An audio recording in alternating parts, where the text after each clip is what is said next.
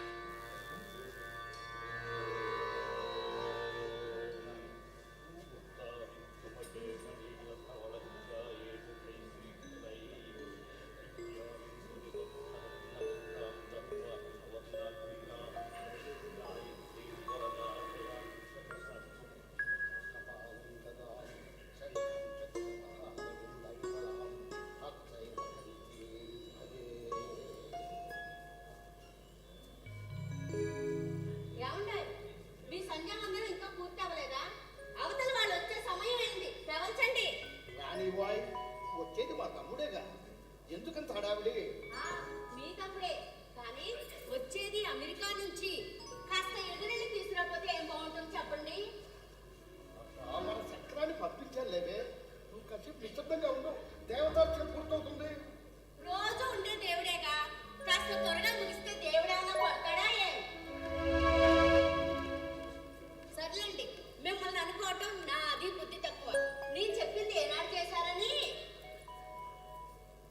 అదిగో వాళ్ళు రానే వచ్చారు. రండి బాబు, రండి. కులాసారి బాబు, రామా, మంచినీళ్ళు కావాలి కానీ. వద్దు పెద్దమ్మా, థ్యాంక్ యూ. మా అమ్మాయి ఇంకా దేవుడు నిలిచిపెట్టలేదా? లేదు బాబు, తెల్లారి గట్ల మొదలెట్టారు.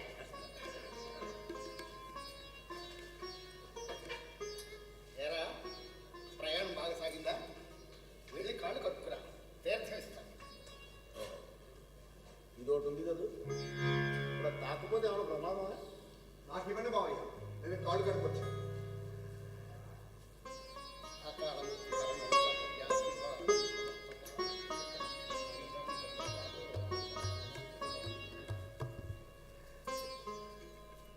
అది సరే, తెల్లారి గట్ల మొదలెట్టావు ఆ దేవుణ్ణి హింసించడం.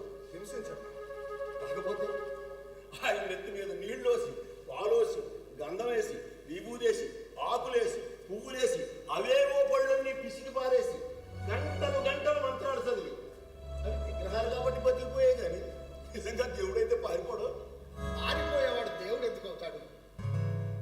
ఎన్ని దేశాలు తిరిగినా ఇంకా ఈ నాస్తిక లక్షణాలు పోలేదన్నమాట. ఏమన్నా అంటే నిజం చెబితే నాస్తికుడు అంటారు, రీజన్ చెప్పంటారు అంటే హేతు అని. ఆయన అలాగే అంటారు బాబు. మీ అన్నయ్య సంగతి తెలిసిందేగా. ఇదమ్మా, వద్దు పెద్ద మనవాడు. అంటే అసలు దేవుడే లేడని మీ ఉద్దేశమా? ఎక్కడున్నాడా ఆ దేవుడు? మనిషే తన అవసరం కోసం దేవుడిని సృష్టించుకున్నాడు. ఏడ్చావు, భగవంతుడే లేకపోతే నువ్వెక్కడి నుంచి వచ్చావు, నేను ఎక్కడి నుంచి వచ్చాను, అసలు ఈ సృష్టి ఎక్కడి నుంచి వచ్చింది? వితండవాదం కట్టిపెట్టి ముందు కాఫీ తాగు. ఇదొకటి వితండవాదం. ఈ ప్రపంచంలో దేవుడు ఉన్నాడు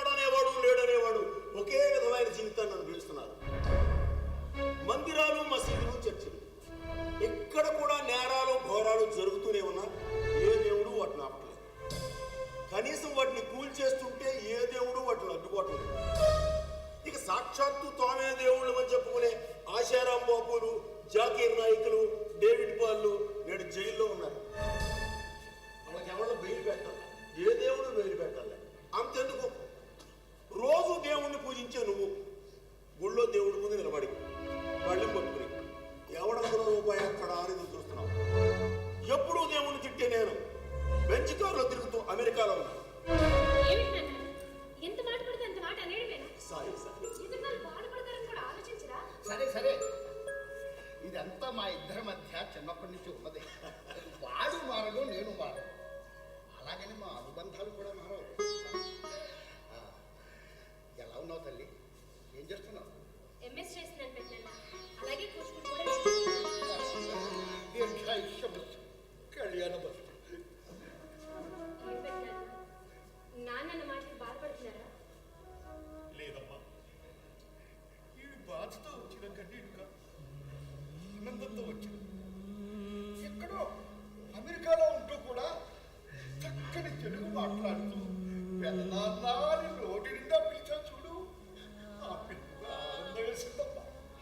సంతోషం తల్లి, చాలా సంతోషం. దానికన్నీ నీ బుద్ధులే బాబు. ఒక్క భాష ఏంటి, దేవుడు దెయ్యం అన్నీ ఉన్నాయి. పోన్లే మావయ్య, మీలా నస్కరాలు కాలేదు. సంతోషం. బావా, మరి నువ్వేం చదువుతున్నావు? ఆ? చదువా చట్టుబడవా అనబట్టలేదు గుండు పిల్లక. నేను వేదం చదువుకుంటున్నాను మమత. మావయ్య, నేను దేవాలయానికి వెళ్తాను. వెళ్ళు. కాసేపు నుండి నేను వస్తాను. పెద్దిరెడ్డి గారు వస్తే కూర్చోమను. వాళ్ళ అమ్మాయికి ఏదో జాతకం చూడాలని. అలాగే బావా, నేను నీతో పాటు గుడికొస్తాను. గుడికొస్తానంటే వద్దంటాను. నువ్వెందుకే అక్కడికి? ఇక్కడ వచ్చేవాడికి పోయేవాడికి శటకోపం పెడుతూ వాడు తెచ్చిన వెంటనే దేవుడు ఎత్తి మీద పోసి వాడి ఇచ్చే డబ్బుల కోసం ఎదురు చూస్తూ ఉంటాడు. నీకేం వస్తుంది అక్కడ? బాను మరీ నాన్న. బావా, కలుపుని వెళ్దాం.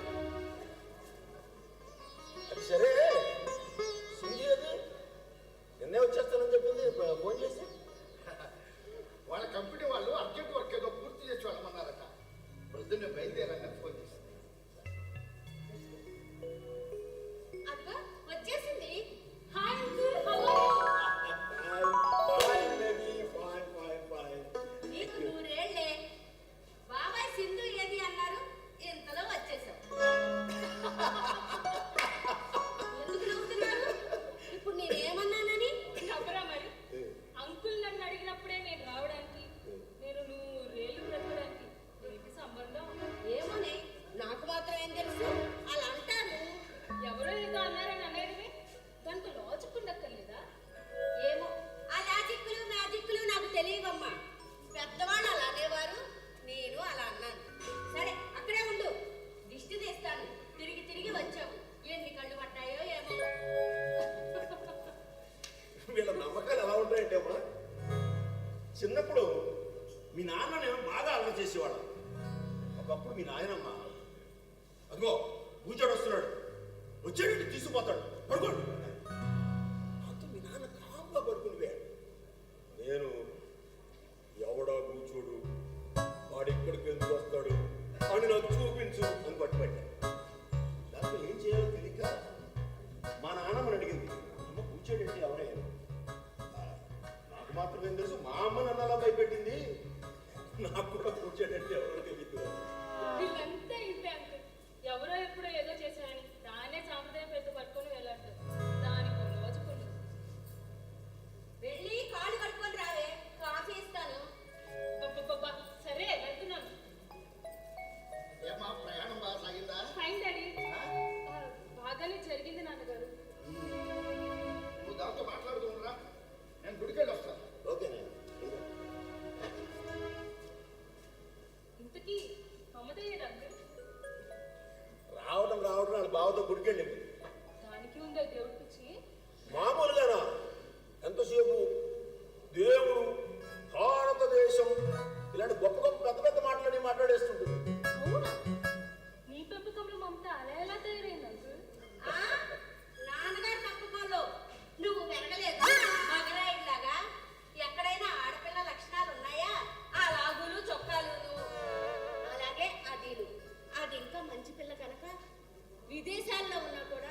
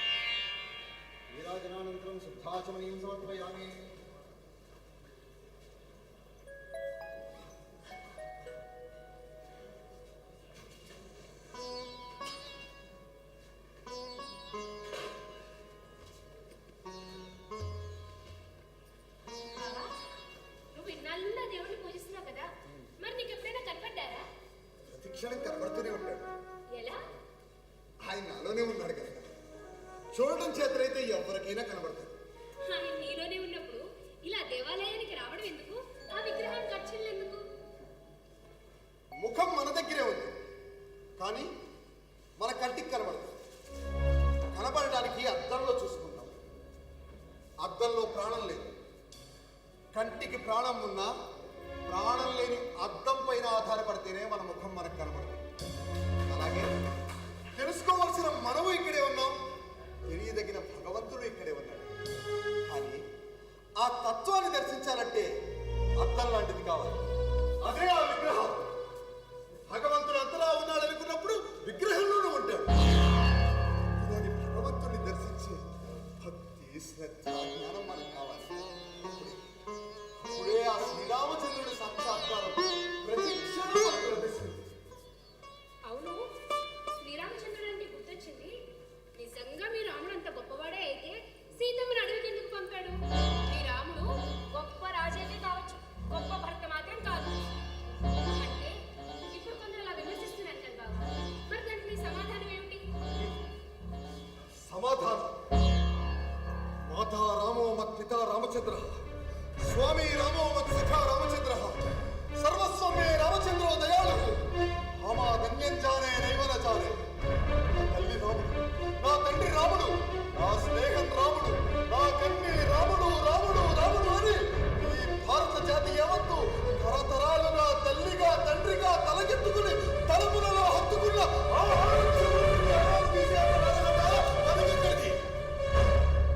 చరిత్ర నన్ను తిట్టినా పోయేదేమీ లేదు. నా భార్య అగ్నిపురీత కాగలదు, నా భార్య లోకపావనిగా నిలవగలదు అని చరిత్రకు నిరూపించేందుకు రాముడు తనలో సకమైన సీతను అడవికి పంపడం ద్వారా తనకు తానే శిక్ష వేసుకుంది. ఆమెను తప్పు పట్టిన ప్రజలనే తన భార్య పక్షాన నిలిపి తాను దోషిగా నిలబడ్డాడు అంటే అర్థం కావడం లేదా?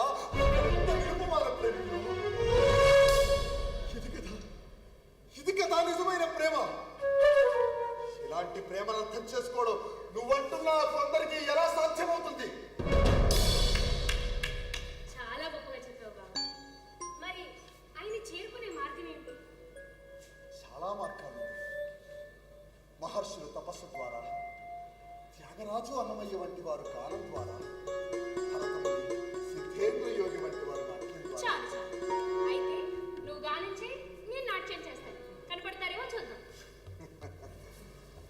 భగవంతుని ప్రార్థించమంటే కాదంటారా? అలాగే కానీ రామ రామ జయ రాజా రామ, రామ రామ జయ సీతా రామ, రామ రామ జయ రాజా రామ, రామ రామ జయ సీతా రామ.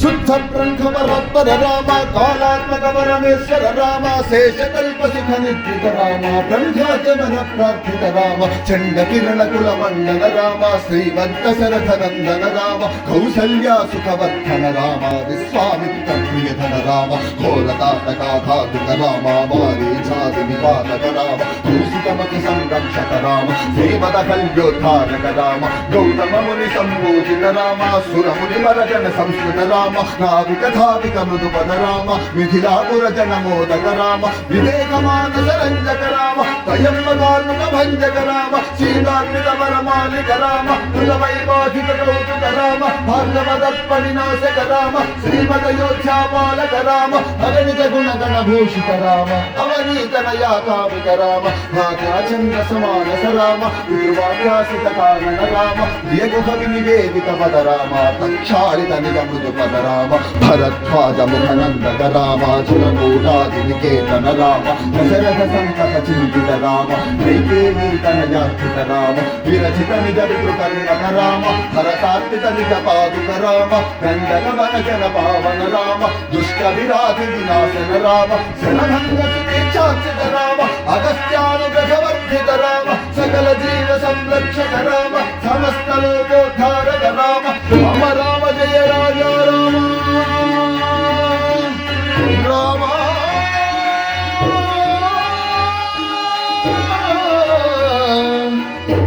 రామ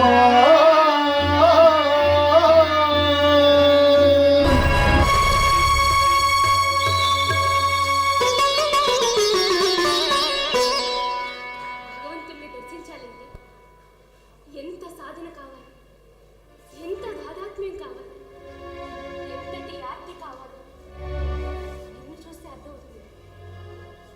నేను ఎంతసేపు నుండి నాట్యం చేస్తూ ఉన్నా కనీసం కన్నెత్తి నా వంక చూడకుండా ఆ శ్రీరామునిపై మనసు లగ్నం చేసి నీవు ఆ పాటలో పొందిన దాదాత్మ్యం అది నీలాంటి వారికే సాధ్యమవుతుంది. అందుకే నీలోని భగవంతుని నువ్వు నిత్యం దర్శించుకోగలుగుతున్నావు. నాలాంటి వారికి అదెలా సాధ్యమవుతుంది బాబు? నన్ను క్షమించు. నిజానికి ఇవేమీ కూడా అక్కర్లేదు. కేవలం సాటి మనిషిని ప్రేమించడం ద్వారా కూడా అంతటా భగవంతుణ్ణి దర్శించవచ్చు.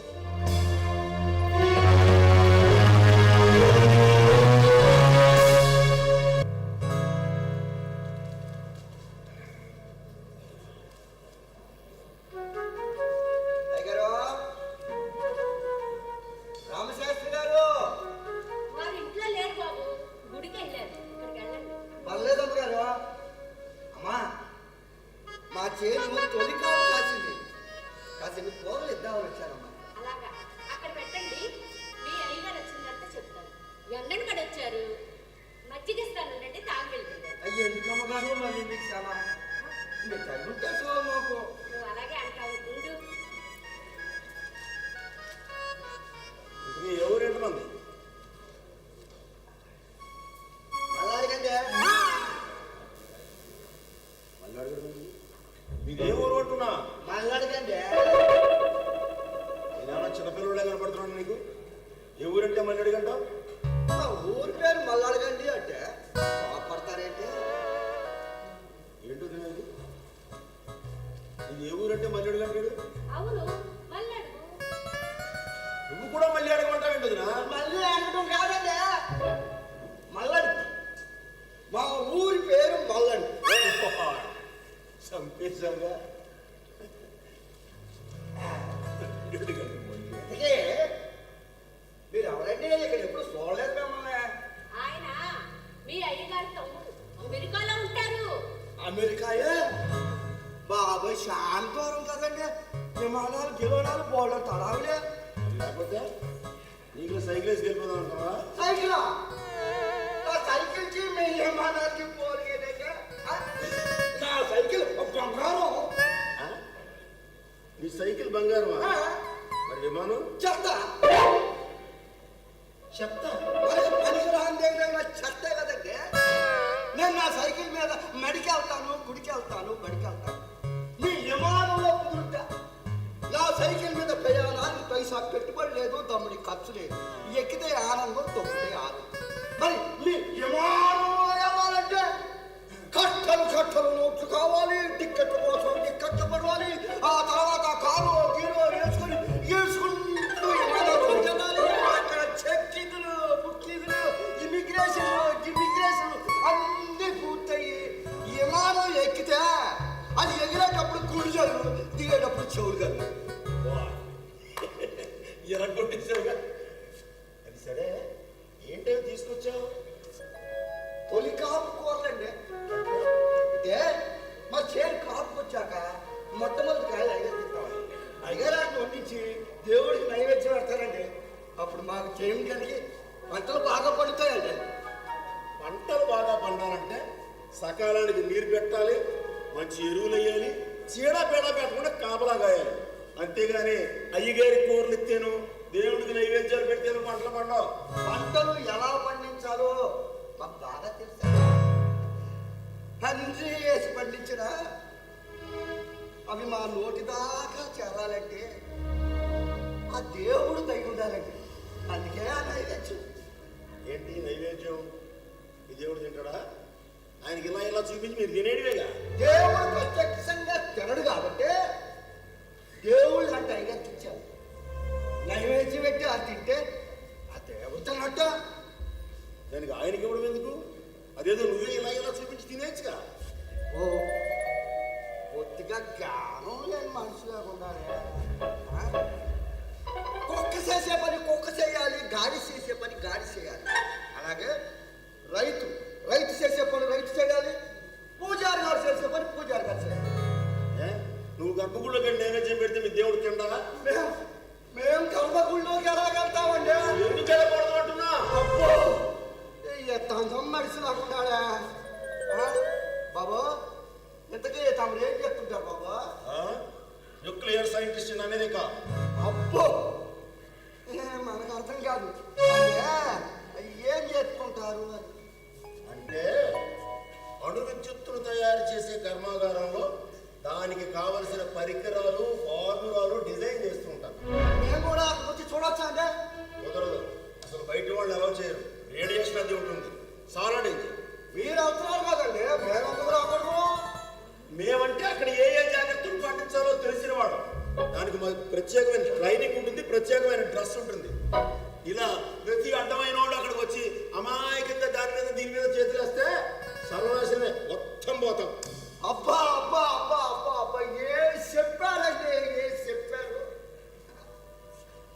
చిన్న అణువులు విచ్ఛిన్నం చేసే ల్యాబ్లోకి వెళ్ళటానికే టెస్ట్ ఉండాలి, టైం ఉండాలి, ఏ జాగ్రత్తలు పాటించాలో తెలిసి ఉండాలి. అంటే మరి ఈ బ్రహ్మాండాన్ని సృష్టించిన భగవంతుడి శక్తిని నిక్షిప్తం చేసే గర్భగుడిలోకి వెళ్ళాలంటే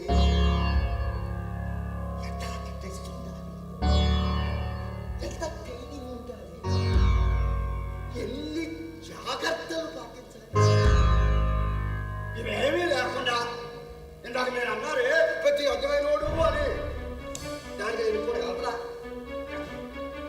ఏంటి అర్థమైన నా కుమారుడు గర్భగుడిలోకి వెళ్ళి అది సత్తా ఇది సత్తా అంటే దేశం నాశనం అయిపోతాయి. వచ్చి ఇక్కడ జరిగే నాశనం కంటి కనబడితే అక్కడ జరిగే నాశనం కంటి కూడా కనబడకుండా జరిగిపోతే చాలా గొప్పగా చెప్పారండి. బావా ఎవరైనా? ఆయన వెంకట్రావు గారిని మా రైతు, చక్కటి ఆధ్యాత్మిక భావాలు కలిగిన వ్యక్తి. బాబు చిన్న పంతులు గారు నమస్కారం అండి. నేను ఏమైనా తప్పుగా మాట్లాడుతూ క్షమించండి. లేదు వెంకట్రావు గారు, కఠినంగా చెప్పినా సత్యాన్ని చాలా స్పష్టంగా చెప్పారు. నిజం, చాలా బాగా చెప్పారు. శంకర గారు ఎవరికేమో మహాలక్ష్మిలా ఉండే. మహాలక్ష్మి వెంకటలక్ష్మి కాదు, మమత. మమత ఈజ్ మై డాటర్.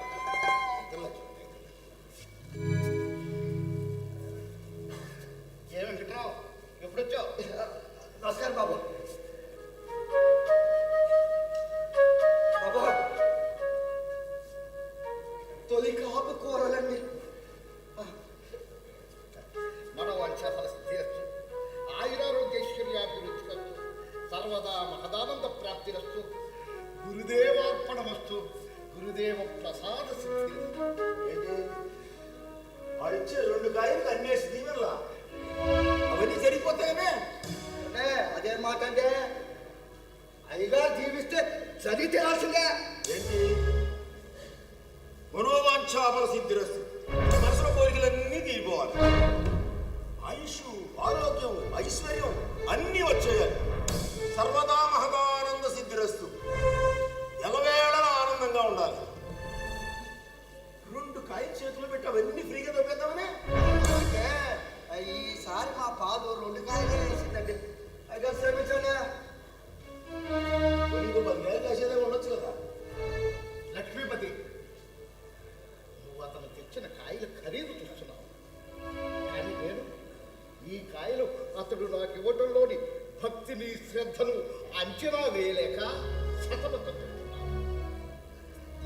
కష్టించి తను పండించిన మొదటి కాయలను దైవానికి సమర్పించాలనే భక్తితో 10 మైళ్ళ దూరం ఈ ఎండలో సైకిల్ తొక్కుకుంటూ వచ్చి నేను వచ్చే వరకు ఉండి నా చేతిలో పెట్టి 2 కాళ్ళు పట్టుకుని దీవించమని అడిగితే నేను ఎంత దీవిస్తే ఆ రైతు రుణం తీరుతుంది? 2 కోట్లు వెచ్చిస్తే ఇలాంటిగా. అంటే నీ దీవెన వల్ల వాడికి అన్నీ జరిగిపోతాయనే. జరుగుతాయని మా నమ్మకం అంటే చూడా, అవన్నీ నీకు ఇచ్చే శక్తి ఆయనకే ఉంటే అవన్నీ ఆయనే పొందేవాడు కదా. ఈ 2 కాయల కోసం నీకెందుకు ఇస్తాడు? ఆలోచించు. ఈ ప్రపంచంలో దీవెనల వల్ల బాగుపడినోళ్ళు కానీ శాపాల వల్ల చెడిపోయినోళ్ళు కానీ ఎవ్వరూ లేరు. అబ్బా! ఈ మహానుభావుడి దీవెనల వల్ల బాగుపడతావో లేదో తెలియదు కానీ నీలాంటి మాటలు వింటే చెడిపోవటం కాదు కదా, నాశనం అయిపోవటం పక్కా. అయ్యో లక్షలు ఇప్పించండి.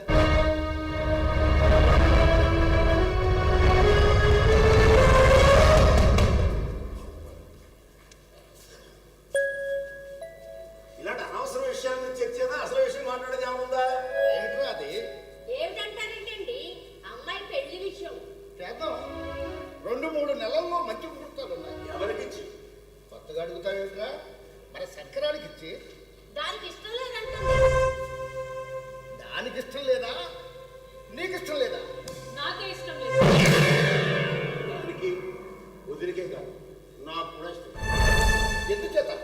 చిన్నప్పటి నుంచి అనుకున్నదేగా. అనుకుంటే దాని ఇష్టాయిష్టంతో పని లేదా? అదే ఎందుకు ఇష్టం లేదు అని అడుగుతున్నాను. ఎందుకంటే సాఫ్ట్వేర్ ఇంజనీర్ చదివిన పిల్ల గుళ్ళో పురోహితం చేసుకుని ఎలా ఒప్పుకుంటుంది అనుకున్నావు? ఉంటే పర్వాలేదు. అదేం తప్పు పని కాదే, చాలా పవిత్రమైన వృత్తి కదా. ఏంటి గుడికొచ్చిన ప్రతి వాడి దగ్గర పళ్ళం పట్టుకొని వాడేసి చిల్లర కోసం వెతుకుచుంటామా? చందు,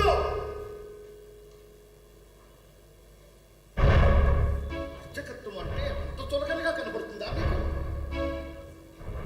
భగవంతుణ్ణి అర్చిస్తూ 10 మందిని ధర్మ మార్గంలో నడిపే వృత్తి దొరకడం ఒక అదృష్టం.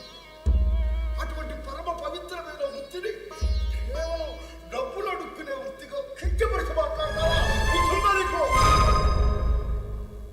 నీకు జన్మనిచ్చింది ఒక అర్చకుడు. నీవు తింటున్న తిండి కట్టుకున్న బట్ట కూడా ఒక అర్చకుడు పళ్ళెం పట్టుకుని అడుక్కు ఇచ్చింది అని మర్చిపోకో. అయితే నా కూతురు కూడా నాకు లేని కష్టాలు పడాలా?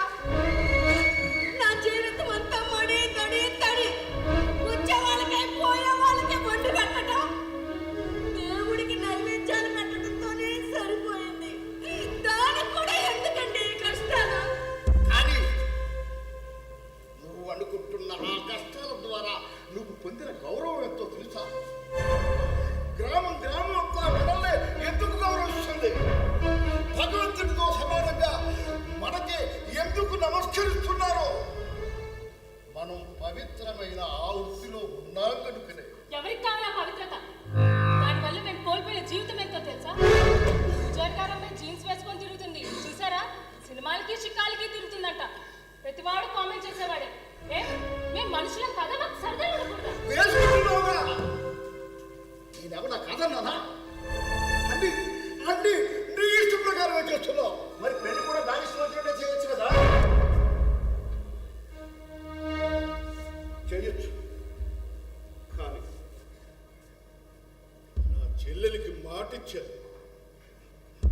తను చనిపోతూ తన కొడుకును నా చేతిలో పెట్టి, అన్నయ్య నేను నీ మాట కాదని పెళ్లి చేసుకుని మోసపోయాను, పవిత్రమైన మన వంశానికి కళంకం తెచ్చిన నేను బ్రతికి నీకు భారం కాలేను, కానీ నా బిడ్డ నిరపరాధి, వీడిని నీ అంతవాడిని చేసి నీ కూతురు నుంచి పెళ్లి చెయ్యి అని చెప్పి చేతిలో చెయ్యి వేసుకుని తన కన్ను మూసింది. అలాంటప్పుడు వాడిని కూడా ఏ డాక్టర్లో ఇంజనీర్లో చేయొచ్చు కదా. అనాథ కదా, నీకు ఆసరాగా ఉంటాడు, చదువు సంజయ్ లేదని గుండె గీచి పరిగెట్టించావు. పెళ్లి చేస్తానంటే ఎలా ఒప్పుకుంటుంది చదువుకున్న పిల్ల? నా మేనలుడికి చదువు రాకపోవటం వల్ల గుండు గీంచి పలక పెట్టించలేదు. బాగా చదువుతున్నాడు కనుకనే ఈ వేద విద్య నేర్పించాలని నిర్ణయించాను. ఒక ప్రక్క వేదాధ్యయనం చేస్తూ మరొక ప్రక్క 10వ తరగతిలో వాడు పొందిన మార్కులేంటో తెలుసా? 10కి 10. ఆకాశంగా ఉంటాడని కాదు, పవిత్రమైన మన భారతీయ హైందవ జీవన విధానానికి ఆసరాగా ఉంటాడని ఈ వేద విద్య నేర్పించారు. యావత్ ప్రపంచానికి శిరోధార్యమైన వేదాంగాలను అభ్యసించడానికి గల నీతి, రీతి, నియమం, నిష్ఠ, సాధన, సాధన ఉన్నాయి కనుకనే నాకు వారసుడు లభించాడని సంతోషించి ఋషులు మనకు ప్రసాదించిన ప్రాచీన సాంస్కృతిక వారసత్వ సంపదను పరిరక్షించే బాధ్యతను వాడికి అప్పగించడానికి వాడికి గుండు గీయించి పిలకబెట్టించాను. కానీ నేను ఒక సాఫ్ట్వేర్ ఇంజనీర్గా రేపు మీ వారేం చేస్తున్నారని నా కొలీగ్స్ నన్ను అడిగితే నేనేం చెప్పను? పౌరోహిత్యం చేస్తున్నాడు, ఫలానా గుళ్ళ అర్చకత్వం చేస్తున్నాడని చెప్తే ఎంత ఇన్సల్టింగ్ గా ఉంటుంది. ఇదంతా నాకు అనవసరం. ఆ గుండు పిల్లక పంచకట్టు నాకు ఇష్టం లేదు, నేను చేసుకోను అంతే. నాకు ఇష్టం లేదు మావయ్య. ఇన్నాళ్ళు మీ మాట కాదనలేక తలుపాను కానీ ఈ పెళ్లి నాకు ఇష్టం లేదు. నా అభిరుచి వేరు, నా అభిరుచి వేరు. ఈ చర్చను ఇంకా పొడిగించి మన సంస్కృతి వేషభాషలను అవమానపరిచే పరిస్థితి కల్పించవద్దు. దయచేసి వదిలేయండి.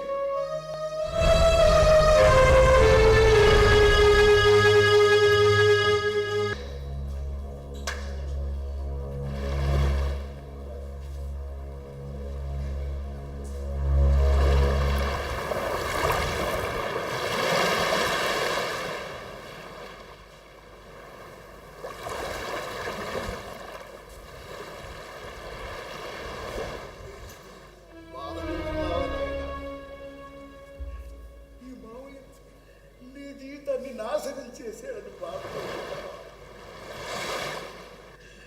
తన కూతురు సాఫ్ట్వేర్ ఇంజనీర్ని చేసిన మావయ్య నన్ను మాత్రం అర్చకుడిని చేశాడని నన్ను దూషిస్తున్నావు కదా. కూతురికి జీన్స్ ప్యాంట్ వేసుకోవడానికి స్వేచ్ఛనిచ్చిన మావయ్య నాకు మాత్రం గుండు గీయించి పంచి కట్టించాడని నన్ను దూషిస్తున్నావు కదా. దూషించరా, దూషించు. నా స్వార్థం కోసం, నా ఆతురాగా ఉండటం కోసం నీ జీవితాన్ని నాశనం చేశాడని నువ్వు కూడా అనుకుంటే క్షమించరా, నన్ను క్షమించు. మూర్తి భవించిన ధర్మస్వరూపుడు మీరు. ఎవరికి పుట్టారో తెలియని నన్ను నా తల్లికిచ్చిన ఒకే ఒక్క మాట కోసం నన్ను అల్లారు ముద్దుగా పెంచి నాకు వేదాంగాలను వాటి తత్వార్థసారాలను వివరించి ఈ జీవిత పరమార్థాన్ని ప్రబోధించిన గురువర్యులు మీరు. ఇవంతా ఈ వేదాంగాలను అభ్యసించే అదృష్టం కలగడం నా పూర్వజన్మ సుకృతం. వాళ్ళు అజ్ఞానంతో అన్న మాటలు నన్ను ప్రభావితం చేసి బాధిస్తాయని ఎలా అనుకున్నారు మావయ్య? అప్పుడు మీరు నేర్పిన ఈ ఆధ్యాత్మిక విద్యకు అర్థమే ఉంది. మరి దేన్ని గురించినా ఇంత రాత్రి అయినా నిద్రపోకుండా ఆలోచిస్తున్నా? ఏ నా కూతురు చేసుకోకపోతే నీకు పిల్లనిచ్చే వాళ్ళే లేరనుకుంటున్నావా? నేను నా పెళ్లి గురించో లేక నీ కూతురు తమ్ముడు అన్న మాటల గురించో బాధపడటం లేదు మావయ్య. మరి తరతరాల మన హైందవ జీవన విధానం ఏమైపోతుందో అని భయపడుతున్నారు. యుగాలుగా ఈ ప్రపంచానికి విద్య నేర్పి జగద్గురువుగా భాషించిన నా వేద సంస్కృతి కట్టు పొట్టు భాషా వేషం నేడు భారతీయుల చేతిలోనే అమరహస్యం పాలవుతుంటే బాధగా ఉంది మావయ్య. అవునైనా ఇది ఈనాటి నాటి గాంధార దేశం ఆఫ్ఘనిస్తాన్ నుండి బ్రహ్మదేశం బర్మా వరకు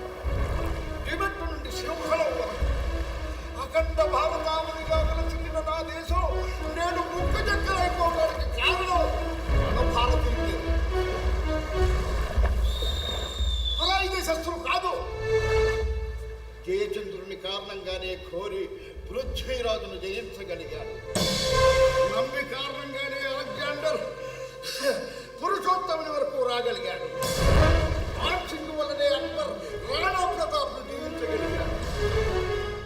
విజ్ఞానాన్ని సముపార్జించి నలుగురికి పంచవలసిన మేధావులే విదేశీ వ్యామోహంతో వలసలు పోయి ఆ రోజులో పడి భారతీయతనే అవమానించే స్థితికి వచ్చారు.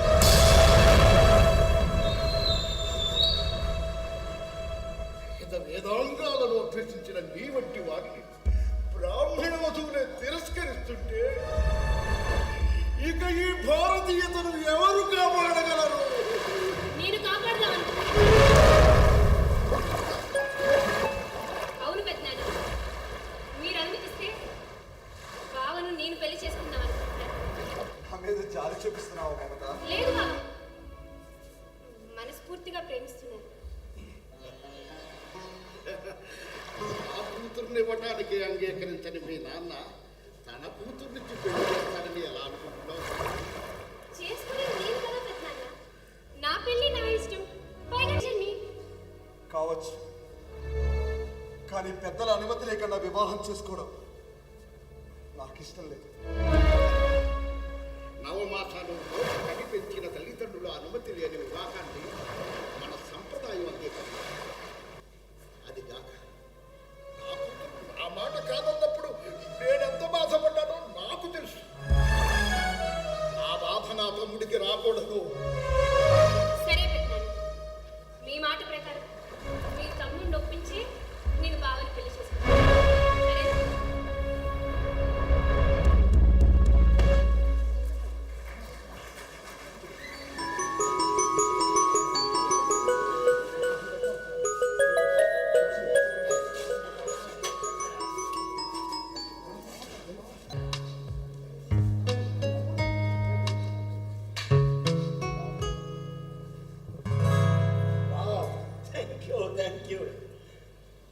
Thank you. ఓకే మమత, మనం అర్జెంటుగా బయలుదేరాలి. ఏమిట్రా హడావిడి? ఎక్కడికి వెళ్ళాలనుకుంటున్నావు? నేను అర్జెంటుగా యూఎస్ వెళ్ళిపోవాలన్నాయా. అక్కడ సుప్రీం వరల్డ్ ఇంటలెక్చువల్ కాంటెస్ట్కి నేను అమెరికా నుంచి సెలెక్ట్ అయ్యాను. దానికి ప్రిపరేషన్ ఇది చాలా ఉంటుంది. అయ్యో, అప్పుడే వెళ్ళడం ఏంటి బాబు? మొన్నేగా వచ్చింది. కనీసం అమ్మాయినైనా ఉంచొచ్చుగా. ఇది సామాన్యమైన ప్రిపరేషన్ కాదు కదా. ప్రపంచంలో 186 దేశాల నుంచి 186 మంది మేధావులు ప్రతినిధులుగా పాల్గొంటారు. వాళ్ళకి అనేక రంగాల్లో టాలెంట్ టెస్ట్ చేసి చివరకు 24 మందిని సెలెక్ట్ చేస్తారు. మళ్ళా వాళ్ళ మధ్య గ్రూప్ డిస్కషన్స్ అవి ఇవి అన్ని పెట్టి ఫైనల్కి ఇద్దరిని సెలెక్ట్ చేస్తారు. అందులో విన్నర్కి $1 మిలియన్ ప్రైజ్. అంటే అంటే మన కరెన్సీలో సుమారు 8 కోట్లు. అంత డబ్బే? అంతేనా? దాని ద్వారా ప్రపంచవ్యాప్తంగా వచ్చే పేరు ప్రతిష్ట అసలు గెలవాలే కానీ ఓవర్ నైట్ వరల్డ్ సెలబ్రిటీగా మారిపోవు. అంకుల్, నేను కూడా వస్తాను. నాకు చాలా ఎక్సైటింగ్ గా ఉంది. మీరు సుప్రీం వరల్డ్ ఇంటలెక్చువల్ కాంటెస్ట్ ఏ విధంగా ప్రిపేర్ అవుతారో చూడాలి. నేను కూడా నేర్చుకోవాలి. Please uncle. నువ్వెందుకే అక్కడికి? అని ఉందా? తనైనా ఈ కూపన్ నుంచి బయటపడి కొత్త ప్రపంచాలు చూస్తుంది. మమత, 3 టికెట్లు బుక్ చేయమని మా మేనేజర్ చెప్పారు. నేను ఇక్కడ ఇంకా కొన్నాళ్ళు ఉంటాను నాన్న. సెలవులేగా. ఎలాగమ్మా? ప్రిపరేషన్ కానీ ఎవరు అసిస్ట్ చేస్తారా? మీకు సింగర్ వస్తుంది కదా నాన్న. తనేదో దేశాన్ని చూడడానికి వస్తుంది, నాకు అసిస్ట్ చేయడానికి కాదు కదా. లేదు అంకుల్, నేను అమెరికా చూడడానికి రావడం లేదు, మిమ్మల్ని చూడడానికే వస్తున్నాను. మీ ప్రిపరేషన్లో పాలు పంచుకోవడం నా అదృష్టంగా భావిస్తాను. Thank you baby, thank you.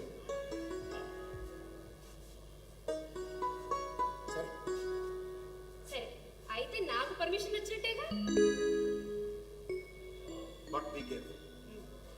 అన్నయ్య, మమతని ఇక్కడ విడిచిపెడుతున్నాను, సింధు నేను తీసుకెళ్తున్నాను, సరేనా? ఎవరెక్కడున్నా సంతోషంగా ఉండటం కావాలి. అలాగే పద, మనం నీకు వీసా అప్లై చేయాలి, టికెట్ బుక్ చేసుకోవాలి, అన్నీ ఉన్నాయి కదా.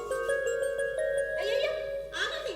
ఒంటి బ్రాహ్మణ ఎదురు ఆగి మంచినీళ్ళు తాగి వెళ్ళండి.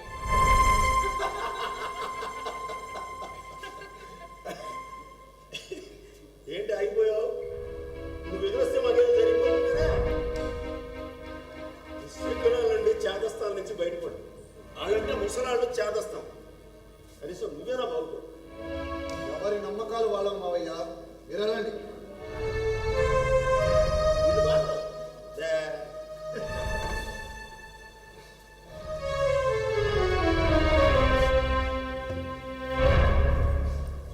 బావా నేను నీతో ఒక ముఖ్యమైన విషయం మాట్లాడాను. నువ్వు సుప్రీం వరల్డ్ ఇంటెలెక్చువల్ కాంటెస్ట్ లో పార్టిసిపేట్ చేయడానికి అప్లై చేయాలి. నేనా? అవును వద్దుండే మాట్లాడతావా? నాకే వచ్చింది.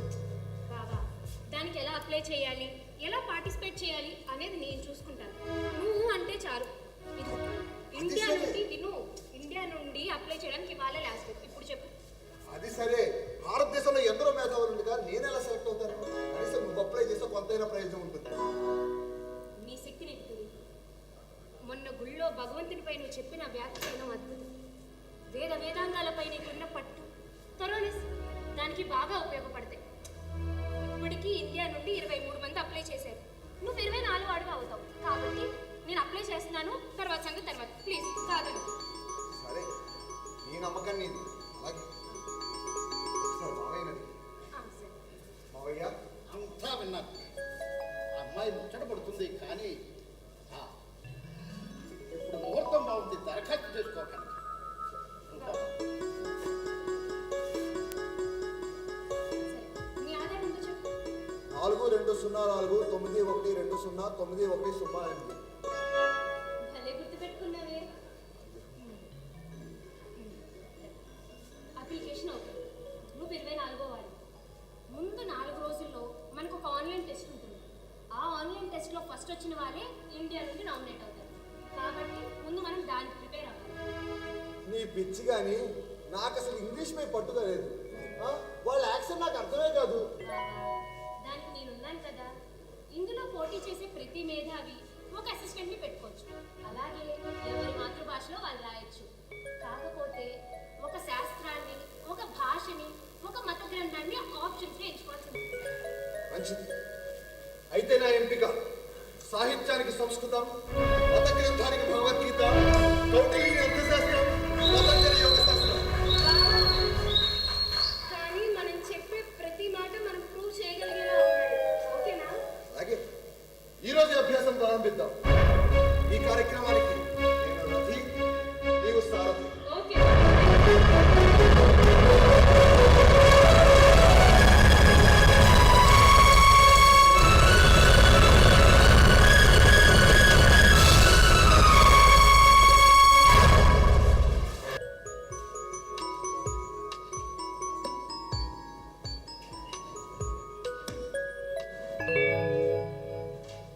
బావా, ఈరోజే రిజల్ట్స్. నీకు ఎలా ఉందో తెలియదు కానీ నాకైతే చాలా టెన్షన్గా ఉంది. మనం ఆన్లైన్లో పంపిన సమాధానాలు, సిద్ధాంత వ్యాసం జడ్జెస్ ఎంతవరకు ఆకట్టుకుంటుందో నాకు తెలియదు కానీ ఈ సాహచర్యంలో మాత్రం నేను చాలా నేర్చుకున్నాను బాబు. భలేవాడివే బావా. నా దగ్గరే ఉంది నేర్చుకోవడానికి. నా ఇంగ్లీష్ ముక్కలు కొంత కంప్యూటర్ నాలెడ్జ్ తప్ప. బావా మెయిల్ వచ్చింది. రిజల్ట్స్ కావచ్చు. బావా, congratulations. You are the top in India. కానీ మరి చెప్పంతా ఏమైంది? ఇంకొకరు కూడా 72 మార్క్స్తో నీతో సమానంగా ఉన్నారు బావా. వెస్ట్ బెంగాల్ నుండి నితిన్ భరద్వాజ్ అని ఎవరో బెనారస్ యూనివర్సిటీ ప్రొఫెసర్ అంట. అయితే మరి ఇద్దరిని సెలెక్ట్ చేస్తారా? లేదు, ఒక్కరినే సెలెక్ట్ చేస్తారు. ప్రొఫెసర్ కనుక ఆయన్నే పంపించారు. ఆగు, ఇంకో మెయిల్ వచ్చింది.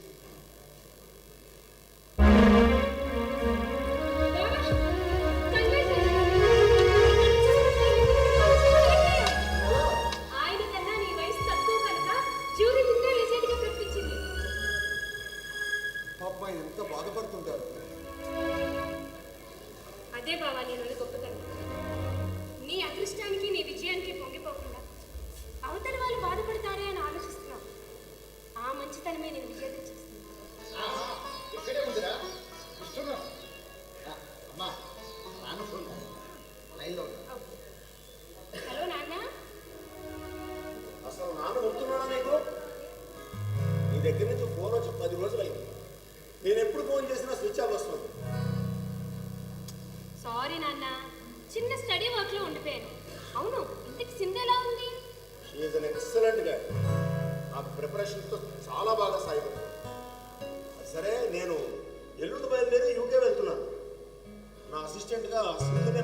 చేశాను. నువ్వే మంచి ఛాన్స్ మిస్ అయ్యావు. పర్వాలేదు నాన్న, నేను ఇక్కడ హ్యాపీగానే ఉన్నాను. సరే సరే, అది సరే. ఎవరో వన్ మిస్టర్ శంకరం అటమ్మా ఇండియా నుంచి అప్లై చేశాడు, సెలెక్ట్ అయ్యాడు.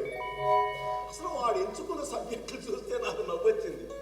అదేదో కౌటిల్యుడి అర్థశాస్త్రం, పతంజలి యోగ శాస్త్రం, ఏదో వేదాలు ఉపనిషత్తులు. అసలు అది ఎలా సెలెక్ట్ అయ్యాడు కూడా నాకు అర్థం కాలేదు. ఆ శంకరం ఎవరో కాదు నాన్న, మన బావే. భలే జోకేశావుగా. అయ్యో, జోక్ కాదు నాన్న, నిజం.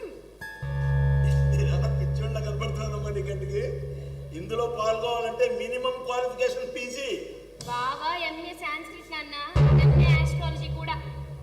నువ్వు ఎప్పుడు చదివాడమ్మా? ఎప్పుడో గుళ్ళోనే పడి ఉంటాడు కదా. అసలు కాలేజీకి ఎప్పుడు వెళ్ళాడని? తెలుగు యూనివర్సిటీలో డిస్టెన్స్ ఎడ్యుకేషన్ ద్వారా నేర్చుకున్నాడంట. నాకు మొన్ననే తెలిసింది. డిస్టెన్స్ ఎడ్యుకేషన్ ద్వారా ఎంఏ చేసినోడు వరల్డ్ ఇంటలెక్చువల్ కాంటెస్ట్ గా ఇండియా ఏం బాగుపడుతుంది. సరే సరే, ఏది ఉన్నాడు అక్కడ? ఉంటే సరిపోని. ఇస్తున్నా. నమస్కారం మావయ్య. తగినాడు శంకర్. నాకు కాదు మావయ్య, మమతకి చెప్పండి, అంతా ఆమె గొప్పతనమే. నాకు తెలుసులేవయ్యా, అది హార్వర్డ్ యూనివర్సిటీలో చదువుతుంది. దాని తెలివితేటలు కాకపోతే నీ డిస్టెన్స్ ఎడ్యుకేషన్ డిగ్రీ తోటి అది వరల్డ్ ఇంటలెక్చువల్ కాంటెస్ట్ సెలెక్ట్ అవుతామని ఎలా అనుకుంటాను? కనీసం ఆప్షన్స్ అయినా సరైన పెట్టుకుని అడవాలి కదా. ఏదో నాకు వచ్చింది పెట్టారు. సరే సర్లే, అక్కడికి వచ్చి ఇండియా పడుతుంది, ఇక్కడ ఉంటే తెచ్చాను. Anyway, congratulations Shankar. ధన్యవాదాలు మావయ్య.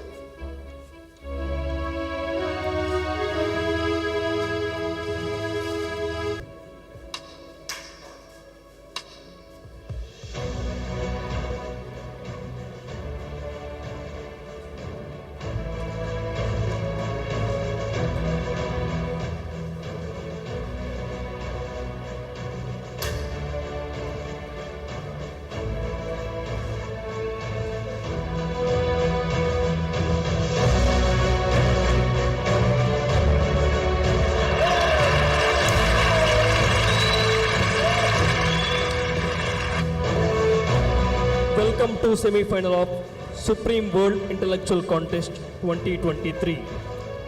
Before going to announce the final contestants, today our host and great dancer, Mr. Robert Anthony, will give us a great pleasure through his uncomparable dance.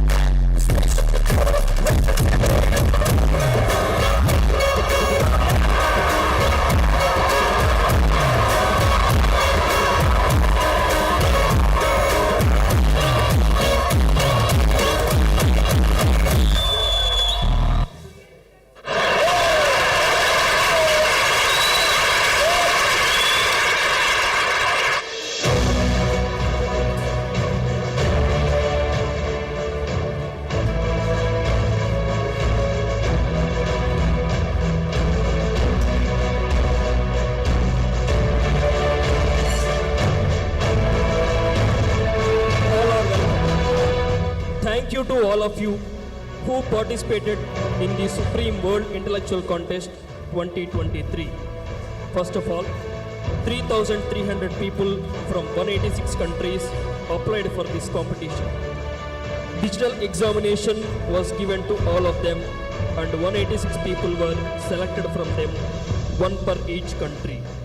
Later, various types of talent tests like current affairs, aptitude, reasoning, essay writing, etc. were conducted and 24 people were selected for the semi-final. After that, they are divided into two groups, A and B. And the toppers are selected based on different types of group discussions, behavior, thinking pattern, and intelligence. As part of this, our judges observed every move of the 24 semi-finalists and decided the winners. Now, the two names selected for the final contest will be announced by the great dancer Robert Anthony.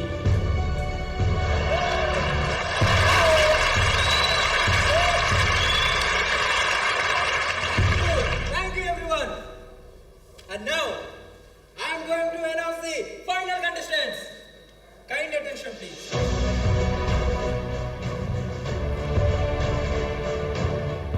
Mr. P.L. Pati from USA is selected for final round from Group A.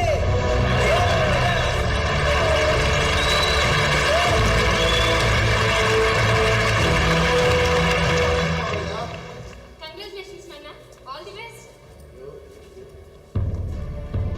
Final రావడం అంటే India industrial తొలిగా దీనికి world level knowledge. Thank you.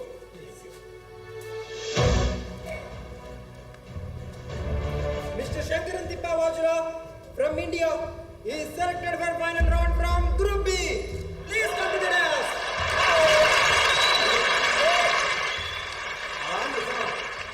ఇది final select అవ్వడం ఏంటమ్మా? ఏమో uncle, నాకు అర్థం కావట్లేదు. పక్కన మమతుందిగా, ఆమె ఇంపాక్టే కావచ్చు. ఏదైనా మన పనులు అయిపోయింది. ఫైనల్ రౌండ్ అంతా డిబేటింగే. ఇంట్లో అసిస్టెంట్స్ మాట్లాడాలి.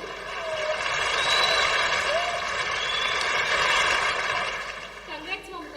Thank you. బావా, నేనైతే నమ్మలేకపోతున్నాను. నేను కూడా నమ్మలేకపోతున్నాను సింధు. అంతా భగవంతుడి దయ. నవ్వండి నాన్న. ఆగిపోయారే? నవ్వు రావడం లేదా? లేకపోతే మీకు కూడా భగవంతుడు ఉన్నాడని నమ్మకం కలుగుతుందా? ఈ ప్రశ్నకు సమాధానం నేను ఫైనల్ తర్వాత చెప్తాను. Congratulations to both of you. And please, get ready for finals.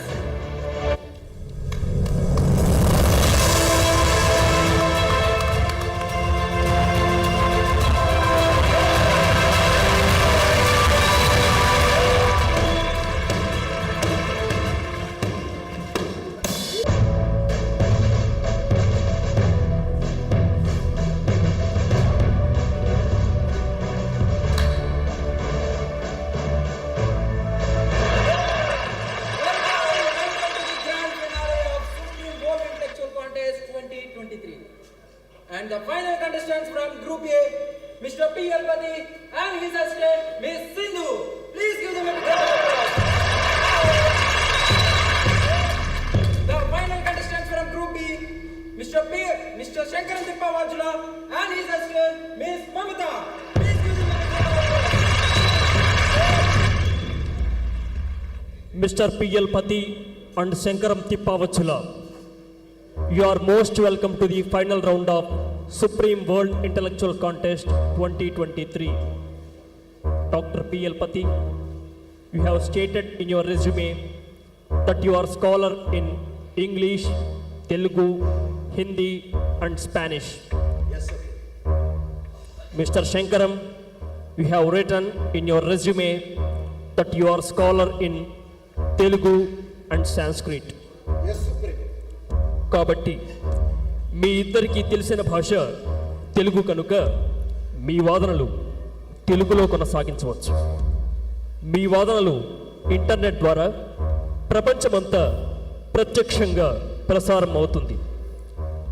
ఏ ప్రాంతం వారు వారి వారి స్థానిక భాషలలో వినగలిగే విధంగా లైవ్ ట్రాన్స్లేషన్ చేయబడుతుంది. ఎవరికి ఎన్ని ఓట్లు వచ్చాయో మీ ఎదురుగా ఉన్న స్కోర్ బోర్డుపై ఎప్పటికప్పుడు డిస్ప్లే చేయబడుతుంది. ఎవరికి ఎన్ని ఓట్లు వచ్చాయో అనే దానిపైనే విజేతను నిర్ణయించడం జరుగుతుంది. అభ్యర్థుల సహాయకులు ఇందులో మాట్లాడటానికి వీలు లేదు, కానీ అభ్యర్థులు వారి సలహాలు తీసుకోవచ్చు. టాపిక్స్ ఇవ్వడానికి ముందుగా మిమ్మల్ని మీరు పరిచయం చేసుకుని ఓట్లను అభ్యర్థించండి.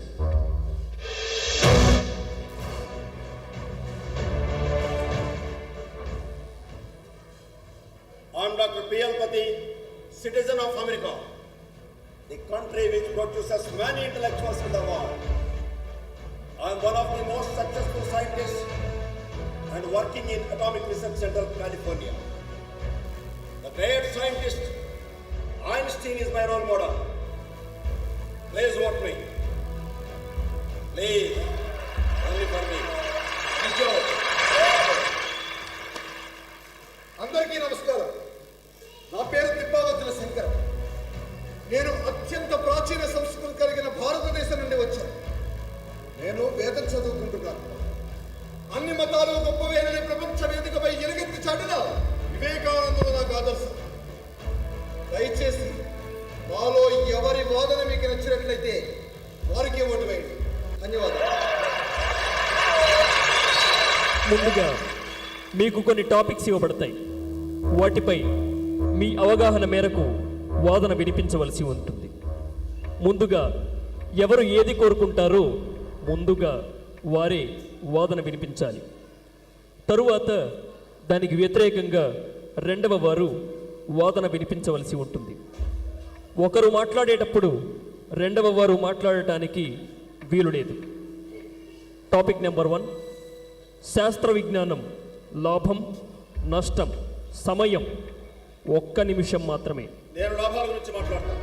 నేను లాభాల గురించి మాట్లాడతాను. ముందుగా పిఎల్ పతి లాభాలను కోరుకున్నారు కనుక మిస్టర్ శంకరం మీరు తప్పనిసరిగా నష్టాల గురించే మాట్లాడాలి. Mr. P.L. Pati, your time starts now.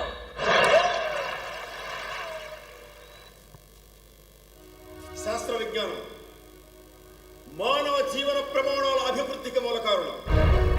Science and technology లేని నేటి ప్రపంచాన్ని ఊహించడమే సాధ్యం కాదు. గ్రామం దాటి బయట ప్రపంచం తెలియని పరిస్థితి నుంచి ప్రపంచమే ఒక కుగ్రామంగా మారిన పరిస్థితికి కారణం సైన్స్ అండ్ టెక్నాలజీ. ఆటబొమ్మ చేయడం చేత కాని పరిస్థితి అంతరిక్ష నౌకను సైతం తయారు చేసి చంద్రమండలం మీద కాలు మోపగలిగే పరిస్థితికి కారణం science and technology. TV, computer, smart phone, internet ఇలా ప్రతి రంగంలోనూ సైన్స్ అండ్ టెక్నాలజీ ద్వారానే అభివృద్ధిని సాధించాం. Mr. Shankaram, your time starts now.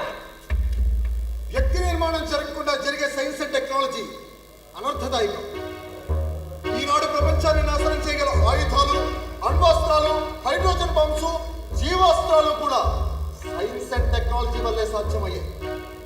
Internet ద్వారా వ్యాప్తమయ్యే విష సంస్కృతి వల్ల ప్రపంచంలో ఎంతో మంది సర్వనాశనం అవుతున్నారు.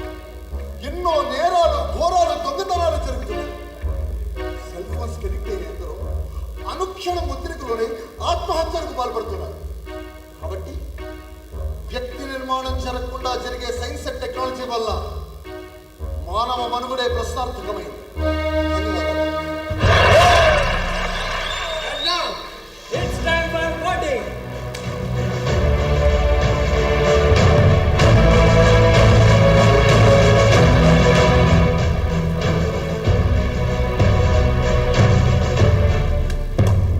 Congratulations, Mr. P.L. Pati. You are the winner of first round. రెండవ అంశం దేవుడు ఉన్నాడు లేడు. నేను లేడు అంటాను. నేను ఉన్నాడు అని నిరూపిస్తాను. Okay, now you can proceed. దేవుడు ఉన్నాడని సైన్స్ ఎప్పుడూ అంగీకరించదు. మనిషి తన అవసరం కోసం దేవుణ్ణి సృష్టించుకున్నాడు. నిప్పును కనిపెట్టింది ఎవరు? మనిషి. చక్రాన్ని కనిపెట్టింది ఎవరు? మనిషి. బస్సులు, రైళ్లు, విమానాలు, ఓడలు కనిపెట్టింది ఎవరు? మనిషి. టీవీ, స్మార్ట్ ఫోన్, ఇంటర్నెట్ కనిపెట్టింది ఎవరు? మనిషి. గూగుల్, వాట్సాప్, ఫేస్బుక్, యూట్యూబ్ కనిపెట్టింది ఎవరు? మనిషి. మందిరం, మసీదు, చర్చి నిర్మించింది ఎవరు? మనిషి. వాటిలో దేవుణ్ణి ప్రతిష్ఠించింది ఎవరు? మనిషి. వాటికి లేని మహిమను కల్పించి పూజలు, ప్రార్థనలు చెయ్యమని చెప్పింది ఎవరు? మనిషి. ఇవన్నీ తానే చేసి ఇదంతా దేవుడి దయ వల్లే జరిగింది అని చెప్పిన వాడు కూడా మనిషి. మనిషి అన్నింటినీ సృష్టించి వాడికి దైవత్వాన్ని ఆపాదించాడు అంటారు. ఎగ్జాక్ట్లీ. మనిషి తప్ప ప్రపంచంలో ఏ జీవి భగవంతుడిని కోరికలకూడదు. మనిషి సంచారం లేని చోట, అంటే మంచు ఖండాలలో గాని, ఇతర గ్రహాల్లో గాని, మందిరం గాని, మసీదు గాని, చర్చి గాని, ఏ ఇతర ప్రార్థనా మందిరం గాని లేవు. వేరు వేరు ప్రాంతాల్లో వేరు వేరు దేవుళ్ళు. దీని అర్థమేమిటి? మనిషి తనకిష్టమైన రీతిలో, ఇష్టమైన ఊహతో భగవంతుడిని సృష్టించుకున్నాడు. ప్రాంతానికి ఒక కొత్త దేవుడు, రోజుకో కొత్త దేవుడు. అన్ని మతాల వాళ్ళు చెప్తారు భగవంతుడు ఒక్కడే అని. కొసమేరపు ఏంటంటే ఆ ఒక్క దేవుడు మావాడే, మా మతం. చాలా గొప్పగా చెప్పారు. నిప్పును కనిపెట్టింది మనిషి, కానీ అగ్నిని సృష్టించింది ఎవరు? భూమిని, నీటిని, గాలిని, అగ్నిని, ఆకాశాన్ని మనిషి సృష్టించాడా? ఏం అజ్ఞానం ఇది! భూమిపై గల 84 లక్షల జీవరాశులన్నింటినీ మనిషి సృష్టించాడా? ఆయా జీవరాశులు ఏ ఏ వేళలకు ఏ ఏ ఆహారాన్ని ఎలా తినాలో, ఎలా సంపాదించుకోవాలో మనిషి నేర్పించాడా? ఆయా జీవరాశులన్నిటికీ తమ సంతానాన్ని తానే వృద్ధి చేసుకునేలాగా దైవాన్ని, జ్ఞానాన్ని మనిషి ప్రసాదించాడా? ఒక మహాకవి చెప్పినట్టుగా విశ్వం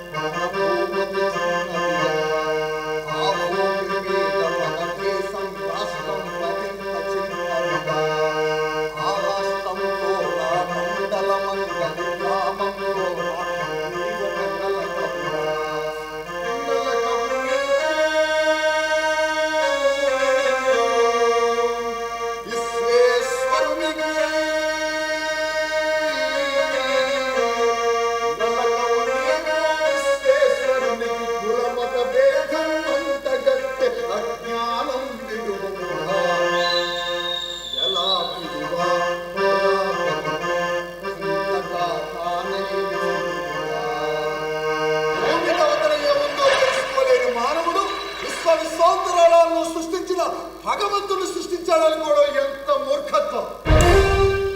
వేరు వేరు ప్రాంతాల్లో వేరు వేరు దేవుళ్ళు అన్నారు. వాస్తవమే, ఆయా ప్రాంతాల్లో వారి వారి భావాలకు, అనుభవాలకు అనుగుణంగా మానవుడే భగవంతుణ్ణి అనేక విధాలుగా ఊహించుకుని ఉండవచ్చుగాక. కానీ మనిషికి ఆ శక్తిని, ఆసక్తిని ఇచ్చింది కూడా భగవంతుడే. ధన్యవాదాలు. Now it's time for voting.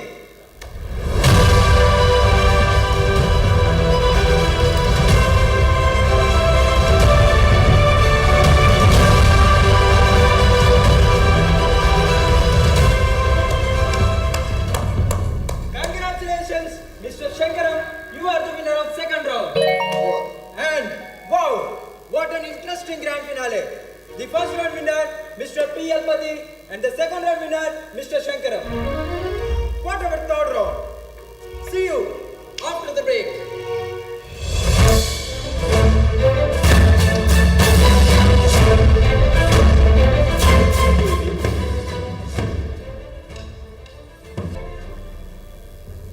ఏంటి సింధు?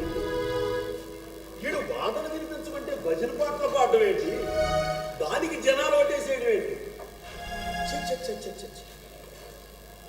ఈడు వీటికి వ్యతిరేకంగా ఓటేస్తే దేవుడికి వ్యతిరేకంగా ఓటేసినట్టు అని ఫీల్ అయిపోయి జనాలు. ప్రపంచంలో అందరూ దేవుడు భక్తులే కదా. నాకు అర్థం కావట్లేదు. ఏమో అంకుల్, నాకు అర్థం కావట్లేదు.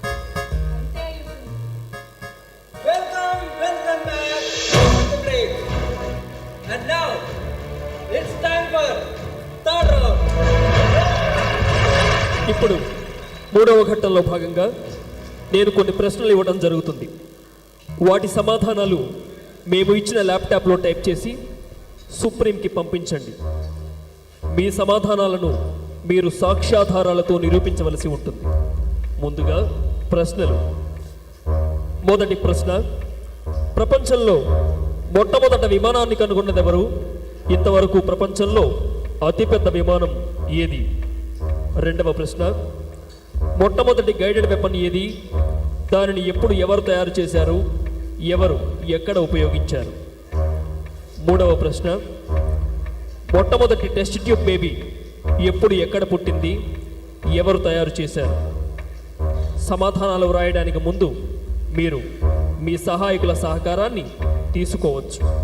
కానీ సమాధానాలు వ్రాసిన తరువాత వాటిని నిరూపించే విషయంలో వేసే అనుబంధ ప్రశ్నలకు అభ్యర్థులే సమాధానం చెప్పాలి.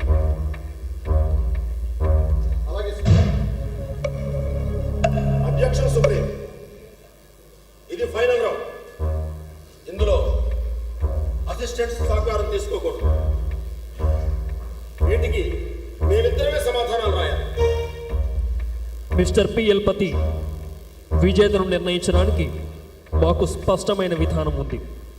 మీ సలహాలు సుప్రీంకి అవసరం లేదు. సారీ.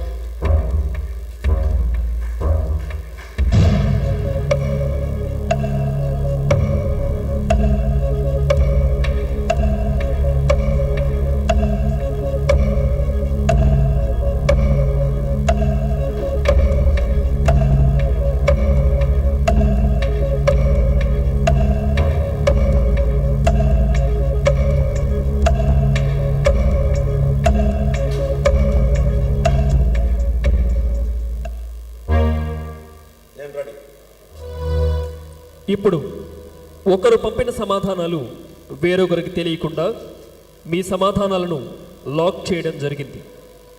మీరు ఇచ్చిన సమాధానాలు తరువాత మార్చడానికి వీలు లేదు. ఇప్పుడు ప్రశ్నల వారీగా ఒక్కొక్కరు మీ సమాధానాలను ప్రేక్షకులకు వివరించండి.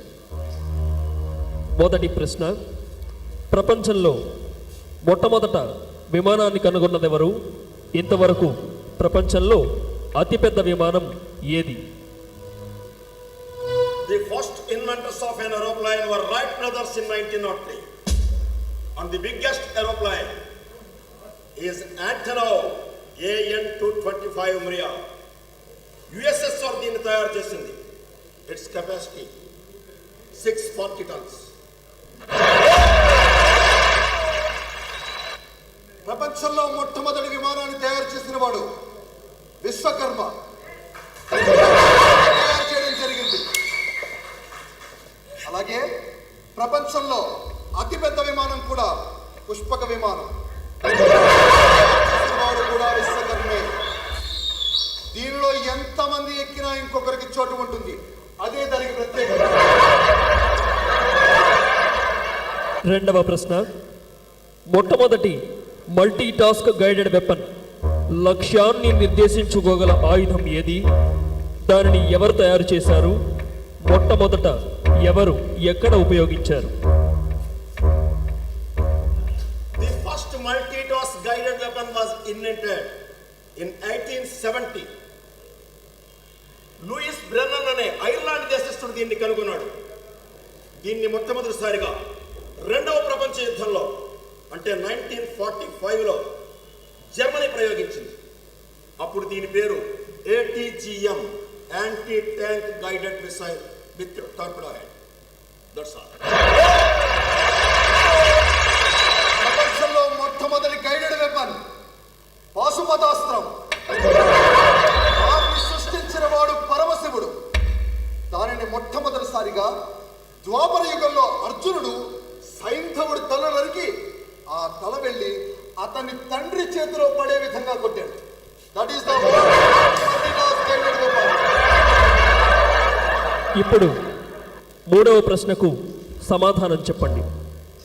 ప్రపంచంలో మొట్టమొదటి టెస్ట్ ట్యూబ్ బేబీ ఎవరు? ఎప్పుడు ఏ దేశంలో జన్మించింది? సృష్టించిన శాస్త్రవేత్త ఎవరు? ప్రపంచంలో మొట్టమొదటి టెస్ట్ ట్యూబ్ బేబీ ద్రోణాచార్యుడు. ద్రోణము అంటే ఆండము లేక పాత్ర. ద్రోణము నుండి పుట్టినవాడు ద్రోణుడు. ఈయన తండ్రి భరద్వాజ మహర్షి. ఆయన ఒకనాడు గంగా నదికి స్నానానికి వెళితే అక్కడ ఘృతాచి అనే అప్సరస గంగా నదిలో స్నానం చేస్తుండగా కనబడుతుంది. అప్పుడు ఆమెను చూచిన భరద్వాజునికి స్ఖలనమై రేతస్సు పతనం అవుతుంది. ఆ రేతస్సును ఒక మంత్రశక్తితో భాండంలో నిక్షిప్తము చేయగా పుట్టిన బాలునికి ద్రోణుడు అని నామకరణం చేస్తారు. ఇది ద్వాపర యుగంలో జరిగింది. ధన్యవాదాలు. చూసారా, ఇది నిజస్థితి. ఇతగాడు ఈ కంటెస్ట్ లో ఫైనల్ వరకు రావడం ఈ వేదికకే అవమానం. మిస్టర్ పిఎల్ పతి, మీరు మీ ప్రత్యర్థిని విమర్శించడం మాని ముందు మూడవ ప్రశ్నకు సమాధానం చెప్పండి. Okay supreme, okay. ఇలాంటి ప్రశ్నలకు నేను సమాధానం చెప్పలేకపోతే ఎవరు చెప్తాడు? The first test tube baby in the world is Louis Joy Broad. ఈమె 1978లో జూలై 25వ తారీఖున ఇంగ్లాండ్లో జన్మించింది. ఓల్డ్హామ్ జనరల్ హాస్పిటల్ మాంచెస్టర్లో doctor Robert G Edward, Patrick Steptoe and Dr. Mukhopadhyay are the creators of the first test tube baby. That's all. ఇప్పుడు మీరిరువురు మీ సమాధానాలు ఏ విధంగా సరైనవో తెలియచేస్తూ మీ వాదనలు వినిపించిన తరువాత ప్రపంచవ్యాప్తంగా ఈ షోని చూస్తున్న వీక్షకులు ఇచ్చే ఓట్ల ఆధారంగా విజేతను నిర్ణయించడం జరుగుతుంది. ముందుగా ఈ ఫైనల్ రౌండ్లో అసిస్టెంట్ సహాయం లేకుండా ప్రత్యర్థులిద్దరే తలపడే అవకాశం కల్పించినటువంటి నిర్వాహకులకి థ్యాంక్స్ చెప్తున్నాను. దానివల్ల కంటెస్టెంట్స్ యొక్క నాలెడ్జ్, విజడమ్, ఇంటెలిజెంట్ వీక్షకులకు బాగా అర్థమవుతుంది. నా ప్రత్యర్థి మిస్టర్ శంకరం ఒక చిన్న కుగ్రామంలో చిన్న గుళ్ళో పూజ, డిస్టెన్స్ ఎడ్యుకేషన్ ద్వారా ఎంఏ చేశాడు. ఏదో బ్రతుకు తీరు కోసం మంత్రాలు చదువుకోవడం తప్ప zero knowledge.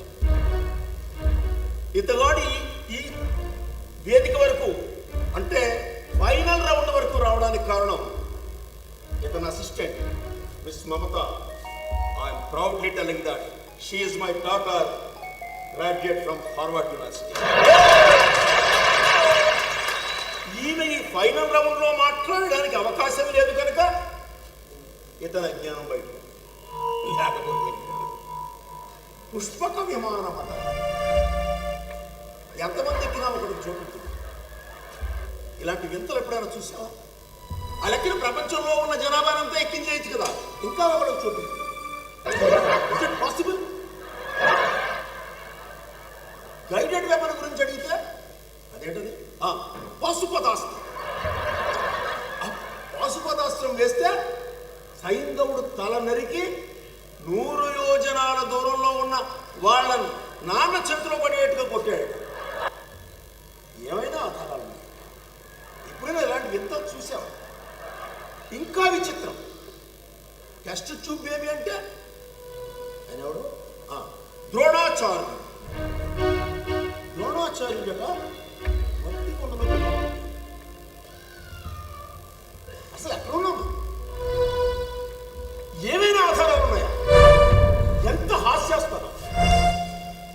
I'm sorry, I pity on him. That's also. Mister Shankaram, మీరు మీ వాదనను వినిపించవచ్చు. ధన్యవాదాలు సుప్రీం. మీ అనుమతితో నా ప్రత్యర్థిని కొన్ని ప్రశ్నలు అడగాలనుకుంటున్నాను. Permission granted. ముందుగా ఏమీ తెలియని నేను ఇలా ఫైనల్ వరకు రావడానికి కారణం ఆయన చెప్పినట్లుగా నా సహాయకురాలు మమతే. దానిని నేను సగౌరవంగా అంగీకరిస్తూ ఆమెను కన్న తండ్రిగా మీకు కృతజ్ఞతలు తెలియజేస్తున్నాను. నేను చెప్పిన వాటికి ఆధారాలు లేవు అన్నారు. మరి మీరు చెప్పిన వాటికి ఆధారాలు? ఇవన్నీ కళ్ళ ముందు జరిగినవి. అంటే మీరు చూసారా? History recorded in history books. నేనే కాదు, ప్రపంచంలో ఏ హిస్టరీ స్టూడెంట్ అడిగినా ఇదే సమాధానాలు చెప్తారు. అంతేకాదు, గూగుల్లో కూడా చూడు, నేను చెప్పిన సమాధానం రాబోతాడు. ఓ, అంటే హిస్టరీ బుక్స్ ఆధారంగా లేదా ఎవరో కొంతమంది గూగుల్లో అప్లోడ్ చేసిన సమాచారం ఆధారంగా మీరు మీ సమాధానాలు చెప్పారు అంటారు. రైట్. అలాగే నేను కూడా ఇద్దరు భారతీయ చరిత్రకారులు ఆదికవి వాల్మీకి వేదవ్యాసుడు రచించిన రామాయణ మహాభారత గ్రంథాల ఆధారంగానే నా సమాధానాలు చెప్పాను. ఈ మధ్య రామాయణ మహాభారతాలు కూడా గూగుల్లో అప్లోడ్ చేశారు, మీరు కూడా చూడొచ్చు. అవి పుక్కిడి పురాణాలు. నేను చెప్పేది హిస్టరీ. ఇది మన కళ్ళ ముందు జరిగిన హిస్టరీ. అంటే మీరు రైట్ బ్రదర్స్ ని వాళ్ళు తయారు చేసిన విమానాన్ని చూసారా? అప్పటికి నేను పుట్టలేదు కదా. కానీ రైట్ బ్రదర్స్ సమకాలీన వ్యక్తులు స్వయంగా చూసి రికార్డ్ చేశారు. అలాగే రామాయణం రాసిన వాల్మీకి అందులో ప్రధాన భూమిక పోషించి సాక్షాత్తు సీతాదేవికి ఆశ్రయం ఇచ్చిన వ్యక్తి. వేదవ్యాసుల మరుమలే కౌరవ పాండవులు వాళ్ళు రికార్డ్ చేసిన హిస్టరీలే ఈ రామాయణ మహాభారతాలు. నేను చెప్పిన వాటికి ఆధారాలు ఉన్నాయి. రైట్ బ్రదర్స్ కనిపెట్టిన విమానం ఆధారంగా తయారు చేయబడిన విమానాలు నేటికి తిరుగుతున్నాయి. First test baby Louise Joy Brown ఇంకా బ్రతిగా ఉంది. ఎవరైనా గూగుల్లో కొట్టి చూడు, ఆ ఫోటో కూడా వస్తుంది. ఈ వాటికి ఆధారాలండి. శ్రీరాముడు నిర్మించిన వారధి, శ్రీకృష్ణుడు నిర్మించిన ద్వారక ఉపగ్రహ ఛాయాచిత్రాల్లో బయటపడ్డాయి. మీరు కూడా గూగుల్లో కొట్టి చూడండి, వాటి ఫొటోస్ కూడా వస్తాయి.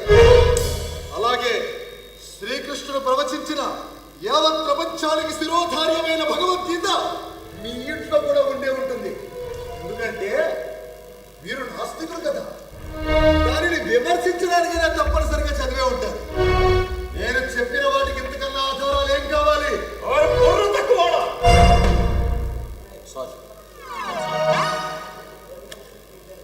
ఎలా చెప్పాలి కూడా నాకు అర్థం కావాలి. ఇది మోడర్న్ హిస్టరీ. నవనాగరికులైన వ్యక్తులు ఆధునిక పద్ధతులతో టైంతో సహా రికార్డ్ చేసిన వాస్తవాలు. నువ్వు చెప్తున్నది ఎప్పుడో బార్బేరియన్స్ కాలంలో కనీసం లెక్కలు కూడా రాని వ్యక్తులు అవాకులు జవాకులు రాస్తే వాటిని ఆధారాలుగా ఎలా స్వీకరిస్తాం? వాల్మీకి, వేదవ్యాసుడు లెక్కలు కూడా తెలియని బార్బేరియన్స్, అనాగరికులు. ఈనాటి మీకంటే ఎన్నో రెట్లు అధునాతనమైన టెక్నాలజీ, నాగరికత తెలిసిన జ్ఞానులు వారు. లెక్కలు కూడా రావా? రామాయణ కాలానికి 10,000 సంవత్సరాల క్రితం రాయబడిన యజుర్వేదంలో యజ్ఞం చేసే మేధాతిథి అనే మహర్షిలా చదువుతాడు. ఓం నిమం మే అజ్ఞాయిష్టక దేవనా సంధేగా దశక శతంక సహస్రంక అయుతంక నియుతంక ప్రియుతంక అద్భుతంక జ్ఞాద్భుతంక సముద్రంక మధ్యంక అంతంక పరార్థంక ఇమం మే అజ్ఞాయిష్టక దేవనా సంత్వాముద్ర పుష్మిల్లోకే. అంటే ఏమిటో తెలుసా? ఎవడో తెలుసు, ఏదో అది కాక ఇది కాక అని బాగాలు పడితే మాకెందుకు? ఓ అగ్నిదేవ, ఈ యజ్ఞ వాటికకు పెంచిన ఇటుకలే మా దేశానికి పాలిచ్చే ఆవులుగా మారి ఏక అంటే 1, దశక 10, శతంగా 100, సహస్రంగా 1000, ప్రీతంగా 10,000, నియుతంగా 1,00,000, ప్రీతంగా 10 లక్షలు, అద్భుతంగా 1,00,00,000, జ్ఞాద్భుతంగా 10 కోట్లు, సముద్రంగా 100 కోట్లు, మత్స్యంగా 1000 కోట్లు, అంతంగా 10,000 కోట్లు, పరార్థంగా 1,00,000 కోట్లు.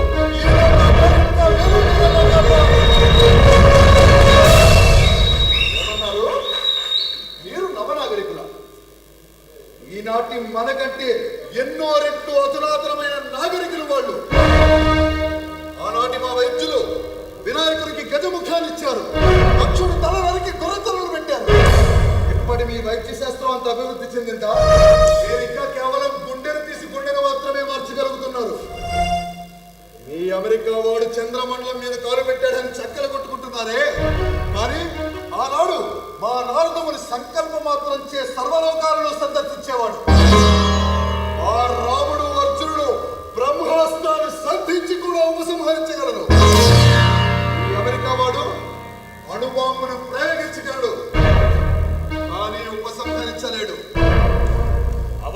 సూపర్ స్టేషన్స్, ఊహా చరిత్రలు ఇప్పుడు లేవు కదా. ఇప్పుడు లేనంత మాత్రాన జరిగింది చరిత్ర కాకపోదు. ఆనాటి నాగరికతలు, ఆనాటి మహాభారతాది యుద్ధాల కారణంగా అంతరించిపోయాయి. ఇప్పుడు భవిష్యత్తులో ఏ అమెరికా చైనాలతో యుద్ధం తటస్థించి అణుబొమ్మలు ప్రయోగించింది ఈ నాగరికత కూడా మిగలదు. అంత మాత్రాన జరిగింది అబద్ధం కాదు కదా. అంటే మనకంటే గొప్ప నాగరికత యుద్ధాల కారణంగా అంతరించిపోయిందంట. అవును. సరే, కాసేపు అలాగే అనుకుందాం. ఇందాక నువ్వు అన్నట్టుగా అమెరికాకి చైనాకి యుద్ధం తటస్థించి ఈ ప్రపంచమంతా సర్వనాశనం అయిపోయాక ఎక్కడో ఒక మూల ఎద్దరమూడు సులోచనారాణి, ఎండమూరు వీరేంద్రనాథ్ గారు రాసినటువంటి 2 నవళ్ళు కాలకుండా మిగిలిపోయారు. కొన్ని సంవత్సరాల తర్వాత పుట్టినటువంటి వాళ్ళు ఈ 2 నవళ్ళు చదివి అందులో సన్నివేశాలన్నీ జరిగినట్టుగా భావించి అందులో ఉన్న హీరోల్ని దేవుళ్ళుగా భావించి పూజించడం మొదలు పెడితే ఎంత హాస్యాస్పదమో ఆనాటి కవులైనటువంటి వాల్మీకి, వ్యాసుడు రాసినటువంటి గ్రంథాలలో సన్నివేశాలన్నీ జరిగినట్టుగా భావించి అందులో హీరోలైనటువంటి రాముణ్ణి, కృష్ణుణ్ణి దేవుళ్ళుగా భావించి పూజించడం కూడా అంతే హాస్యాస్పదం. చాలా మంచి ఉదాహరణ ఇచ్చారు. ఏది ఆ నవలలో ఒక సన్నివేశం చెప్పండి విందాం.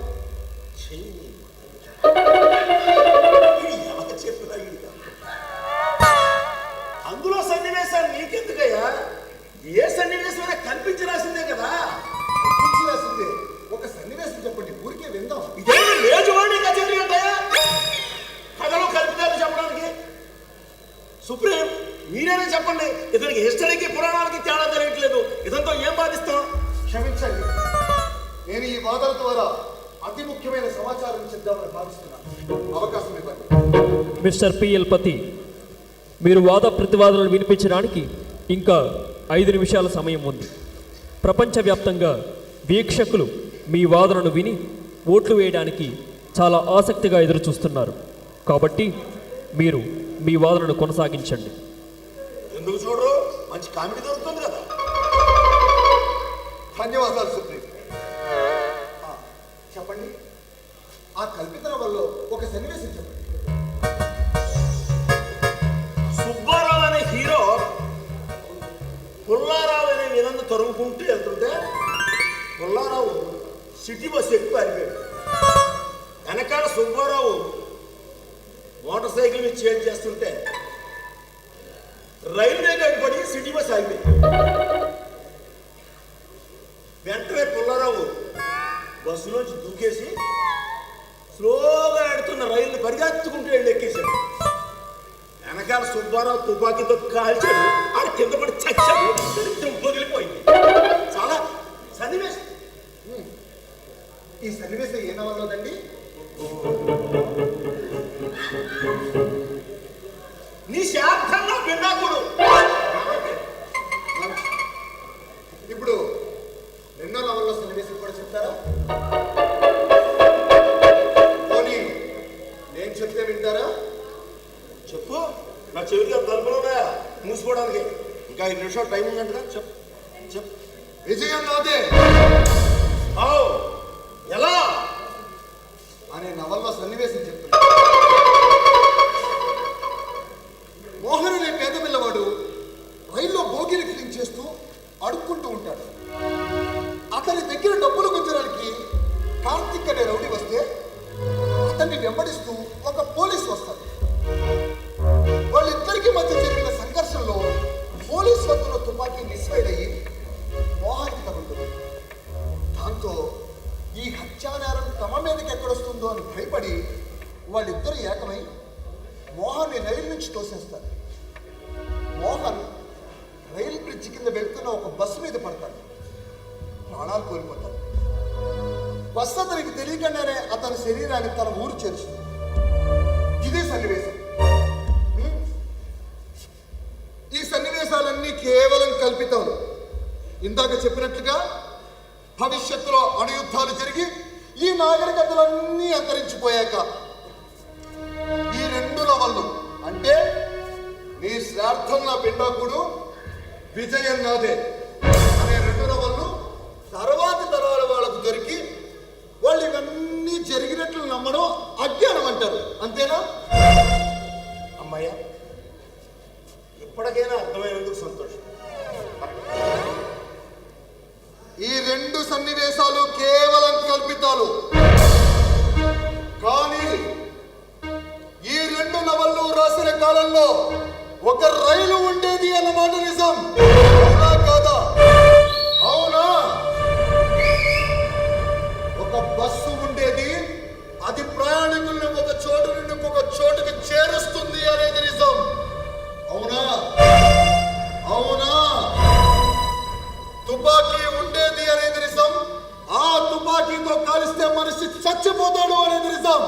అవునా కాదా? అలాగే రామాయణ మహాభారతాలు నిజాలు కావచ్చు, కల్పితాలు కావచ్చు. కానీ ఆ 2 గ్రంథాల్లో కూడా తెలుపబడిన పుష్పక విమానం ఉన్నది అనేది నిజం. వాసుపదాస్త్రం, నారాయణాస్త్రం, బ్రహ్మాస్త్రం మొదలైన అస్త్రశస్త్రాలు ఉన్నాయి. అవి విధ్వంసాన్ని సృష్టించే ఆయుధాలు అనేది నిజం. భారతంలో ద్రోణాచార్యుడే కాదు, తర్వాత పుట్టిన 101 మంది కౌరవులు కూడా టెస్ట్ అన్నమాట. నిజం, నిజం,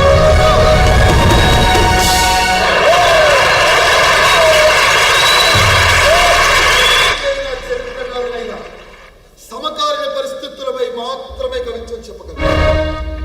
సమకాలీన పరిస్థితులు దాటి కొంత ఊహించవచ్చేమో, కానీ అసలు సమకాలీన పరిస్థితులే లేకుండా కవిత్వం చెప్పడం సాధ్యం కాదు.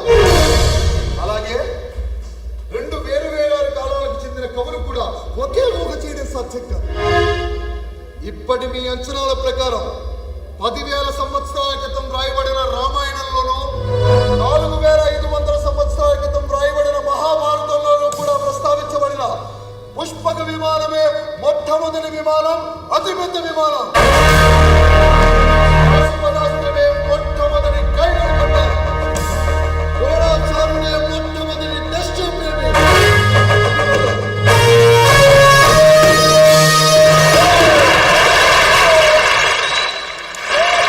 ఇంకా 1 నిమిషం మాత్రమే సమయం ఉంది. మిస్టర్ పిఎల్ పతి, మీరు మీ వాదనను వినిపించవచ్చు. నవలలు కల్పితాలు, కానీ ఆ నవలలు రాసిన కాలంలో రైలు నిజం, బస్సు నిజం, తుపాకీ నిజం. అలాగే రామాయణ మహాభారతాలు కల్పితాలు కావచ్చు, నిజాలు కావచ్చు. కానీ ఆ 2 గ్రంథాల్లోనూ తెలుపబడిన పుష్పక విమానం నిజం, పశుపతాస్త్రం గ్రేట్ లాస్.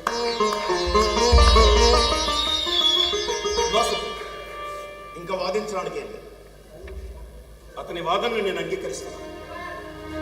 అంతేకాదు, ఇప్పటికే ఖరారైన నా ఓటమిని కూడా అంగీకరిస్తాను. ఒక వేదం చదువుకునే విద్యార్థికి ఇంతటి తర్క జ్ఞానం ఉంటుందని నేను ఊహించలేకపోయాను. ఇందాక నా కుమార్తె కారణంగానే ఇతను ఫైనల్ రౌండ్ వరకు వచ్చాడని అన్నాను. ఆ మాట నేను ఉపసంహరించుకుంటాను. అంతేకాదు, ఫ్రస్ట్రేషన్లో ఇతను చాలా మాట్లాడినాను. ఇతనికేం అర్థం కావట్లేదు అనుకున్నాను, కానీ వాస్తవానికి నాకే ఏం అర్థం కాలేదు. Time is over. ఈ పోటీలను ప్రపంచవ్యాప్తంగా 10 కోట్ల మంది తిలకించడం జరిగింది. వాళ్లలో 2,40,00,000 మంది ఓట్లు వేయగా 1,50,122 ఓట్లు శంకరంకి, 49,99,028 ఓట్లు పిఎల్ పతికి వచ్చాయి. మిస్టర్ శంకరం, మీరు ఈ పోటీ విజేతగా నిలిచినందుకు సుప్రీం మిమ్మల్ని అభినందిస్తున్నారు. రేపు జరగబోయే బహుమతి ప్రధాన సభలో బ్రిటిష్ ప్రధాని చేతుల మీదుగా మీకు $1 మిలియన్ ప్రైజ్ మనీ చెక్ మరియు supreme world intellectual contest 2023 ట్రోఫీని అందజేయబడతాయి.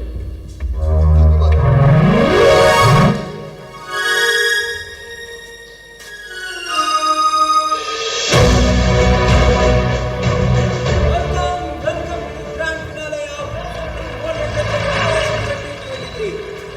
And congratulations to the winner, Mr. Shankaran Dipavajula and his assistant, Ms. Ratna.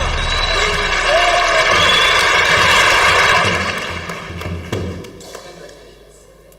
you. Mr. Shankaran, please share your feelings to our audience.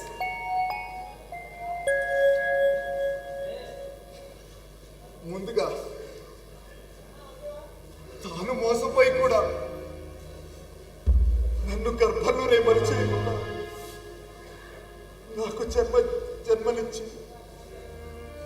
ఒక మహానుభావుని చేతిలో నన్ను పెట్టి తను చనిపోయింది. నా తల్లి అన్నపూర్ణాదేవికి నమస్కరిస్తున్నాను. అలాగే ఎవరికి పుట్టానో తెలియని నన్ను తన చెల్లెలకిచ్చిన ఒకే ఒక్క మాట కోసం నన్ను అల్లారు ముద్దుగా పెంచి తనకున్న వేద విజ్ఞానాన్నంతా నాకు ధారపోసిన మహామనిషి, నా గురువు, నా దైవం, నా మావయ్య రామశాస్త్రి గారికి పాదాభివందనం చేస్తున్నాను.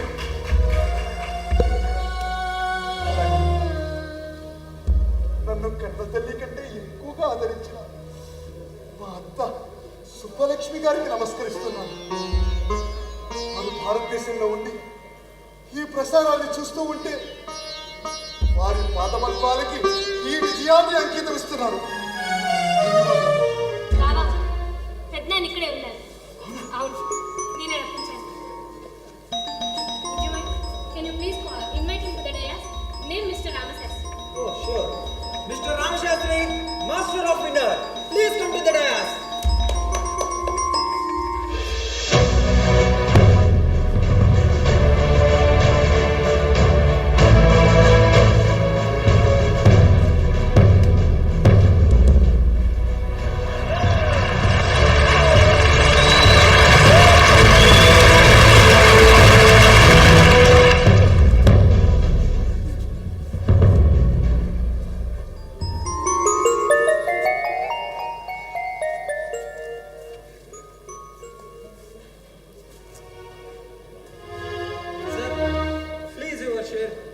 Your feelings to our audience.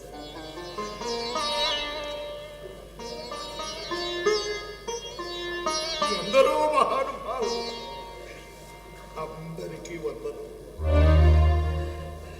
ఈనాడు నా శిష్యుడు విశ్వవిజేతగా నిలిచాడన్న ఆనందం కంటే నా భారతీయ వేద విజ్ఞానాన్ని, రామాయణ భారతాల ప్రాశస్త్యాన్ని, భారతీయ సంస్కృతిని విశ్వ విజేతగా నిలిపినందుకు ఆ చిరంజీవిని ఆశీర్వదిస్తున్నాను.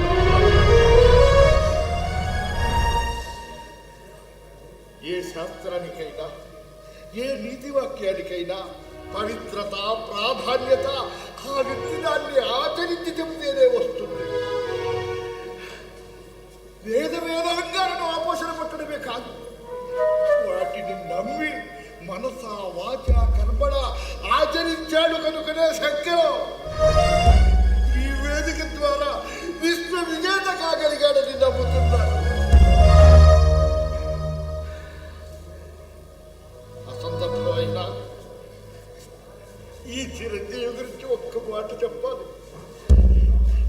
చిన్నప్పటి నుంచి నాకు ఇది కావాలి అని ఏనాడు కోరి ఎరుగడు.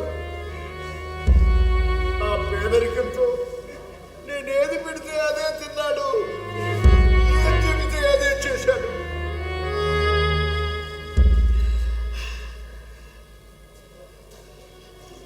ఇతని గుణగణాల్ని, రూపురేఖల్ని, ఇతని వేషధారణను నిరసిస్తూ నా కుమార్తె ఇతనిని పెళ్లి ఆడటానికి నిరాకరిస్తే మనమైన భారతీయ సంస్కృతి, సంప్రదాయం, వేషం, భాష, కట్టుబొట్టు అపహాస్యం పాలవుతున్నందుకు బాధపడ్డాడు తప్ప తనను నిరాకరించినందుకు బాధపడలేదు. నా తమ్ముడి కుమార్తె మమత ఇతని గుణగణాలను ప్రేమించి పెళ్లి చేసుకుంటానంటే మీ తండ్రి గారి అనుమతి లేకుండా నిన్ను వివాహం చేసుకోలేను అని చెప్పి మనసులో కొండంత ప్రేమ ఉన్నా సున్నితంగా తిరస్కరించిన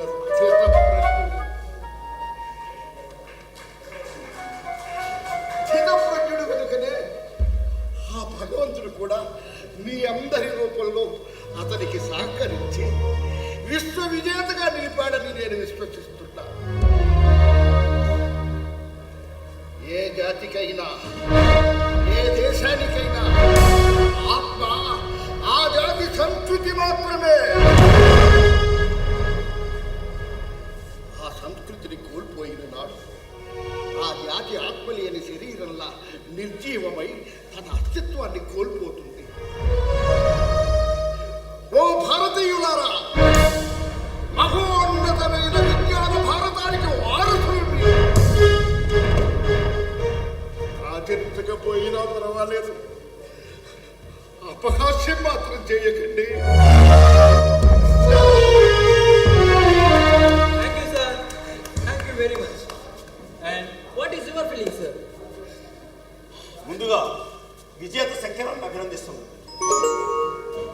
పెద్దలు రామశాస్త్రి గారు చెప్పినట్టు ఏ శాస్త్రమైనా త్రికరణ శుద్ధిగా నమ్మి ఆచరించినప్పుడు మాత్రమే మనిషి విజేత కాగలుగుతాడు.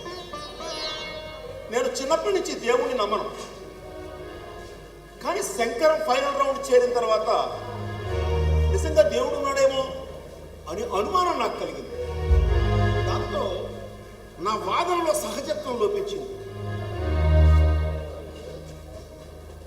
ఒక వేదం చదువుకునే విద్యార్థి న్యూక్లియర్ సైంటిస్ట్ అయిన నన్నేం జయిస్తాడు అనే అహంకారం నన్ను అతనిలో ఉన్న గొప్పతనాన్ని గుర్తించకుండా చేసింది. అందుకు నేను సిగ్గుపడుతున్నాను.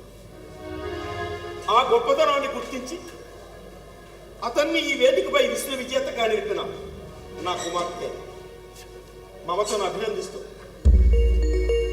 ఆమెను శంకరానికి ఇచ్చి వివాహం చేయడానికి అంగీకరించవలసిందిగా రామశాస్త్రి గారిని కోరుతున్నాను. డైరెక్ట్గా అతన్ని కోరిన మీ అనుమతి లేకుండా అంగీకరించాను. అంతేకాదు, ఈ వేదిక ద్వారా భారతీయ విజ్ఞానం యొక్క గొప్పతనాన్ని తెలుసుకున్న నేను నా అమెరికా పౌరసత్వాన్ని వదులుకుంటూ భారతీయ పౌరుడిగా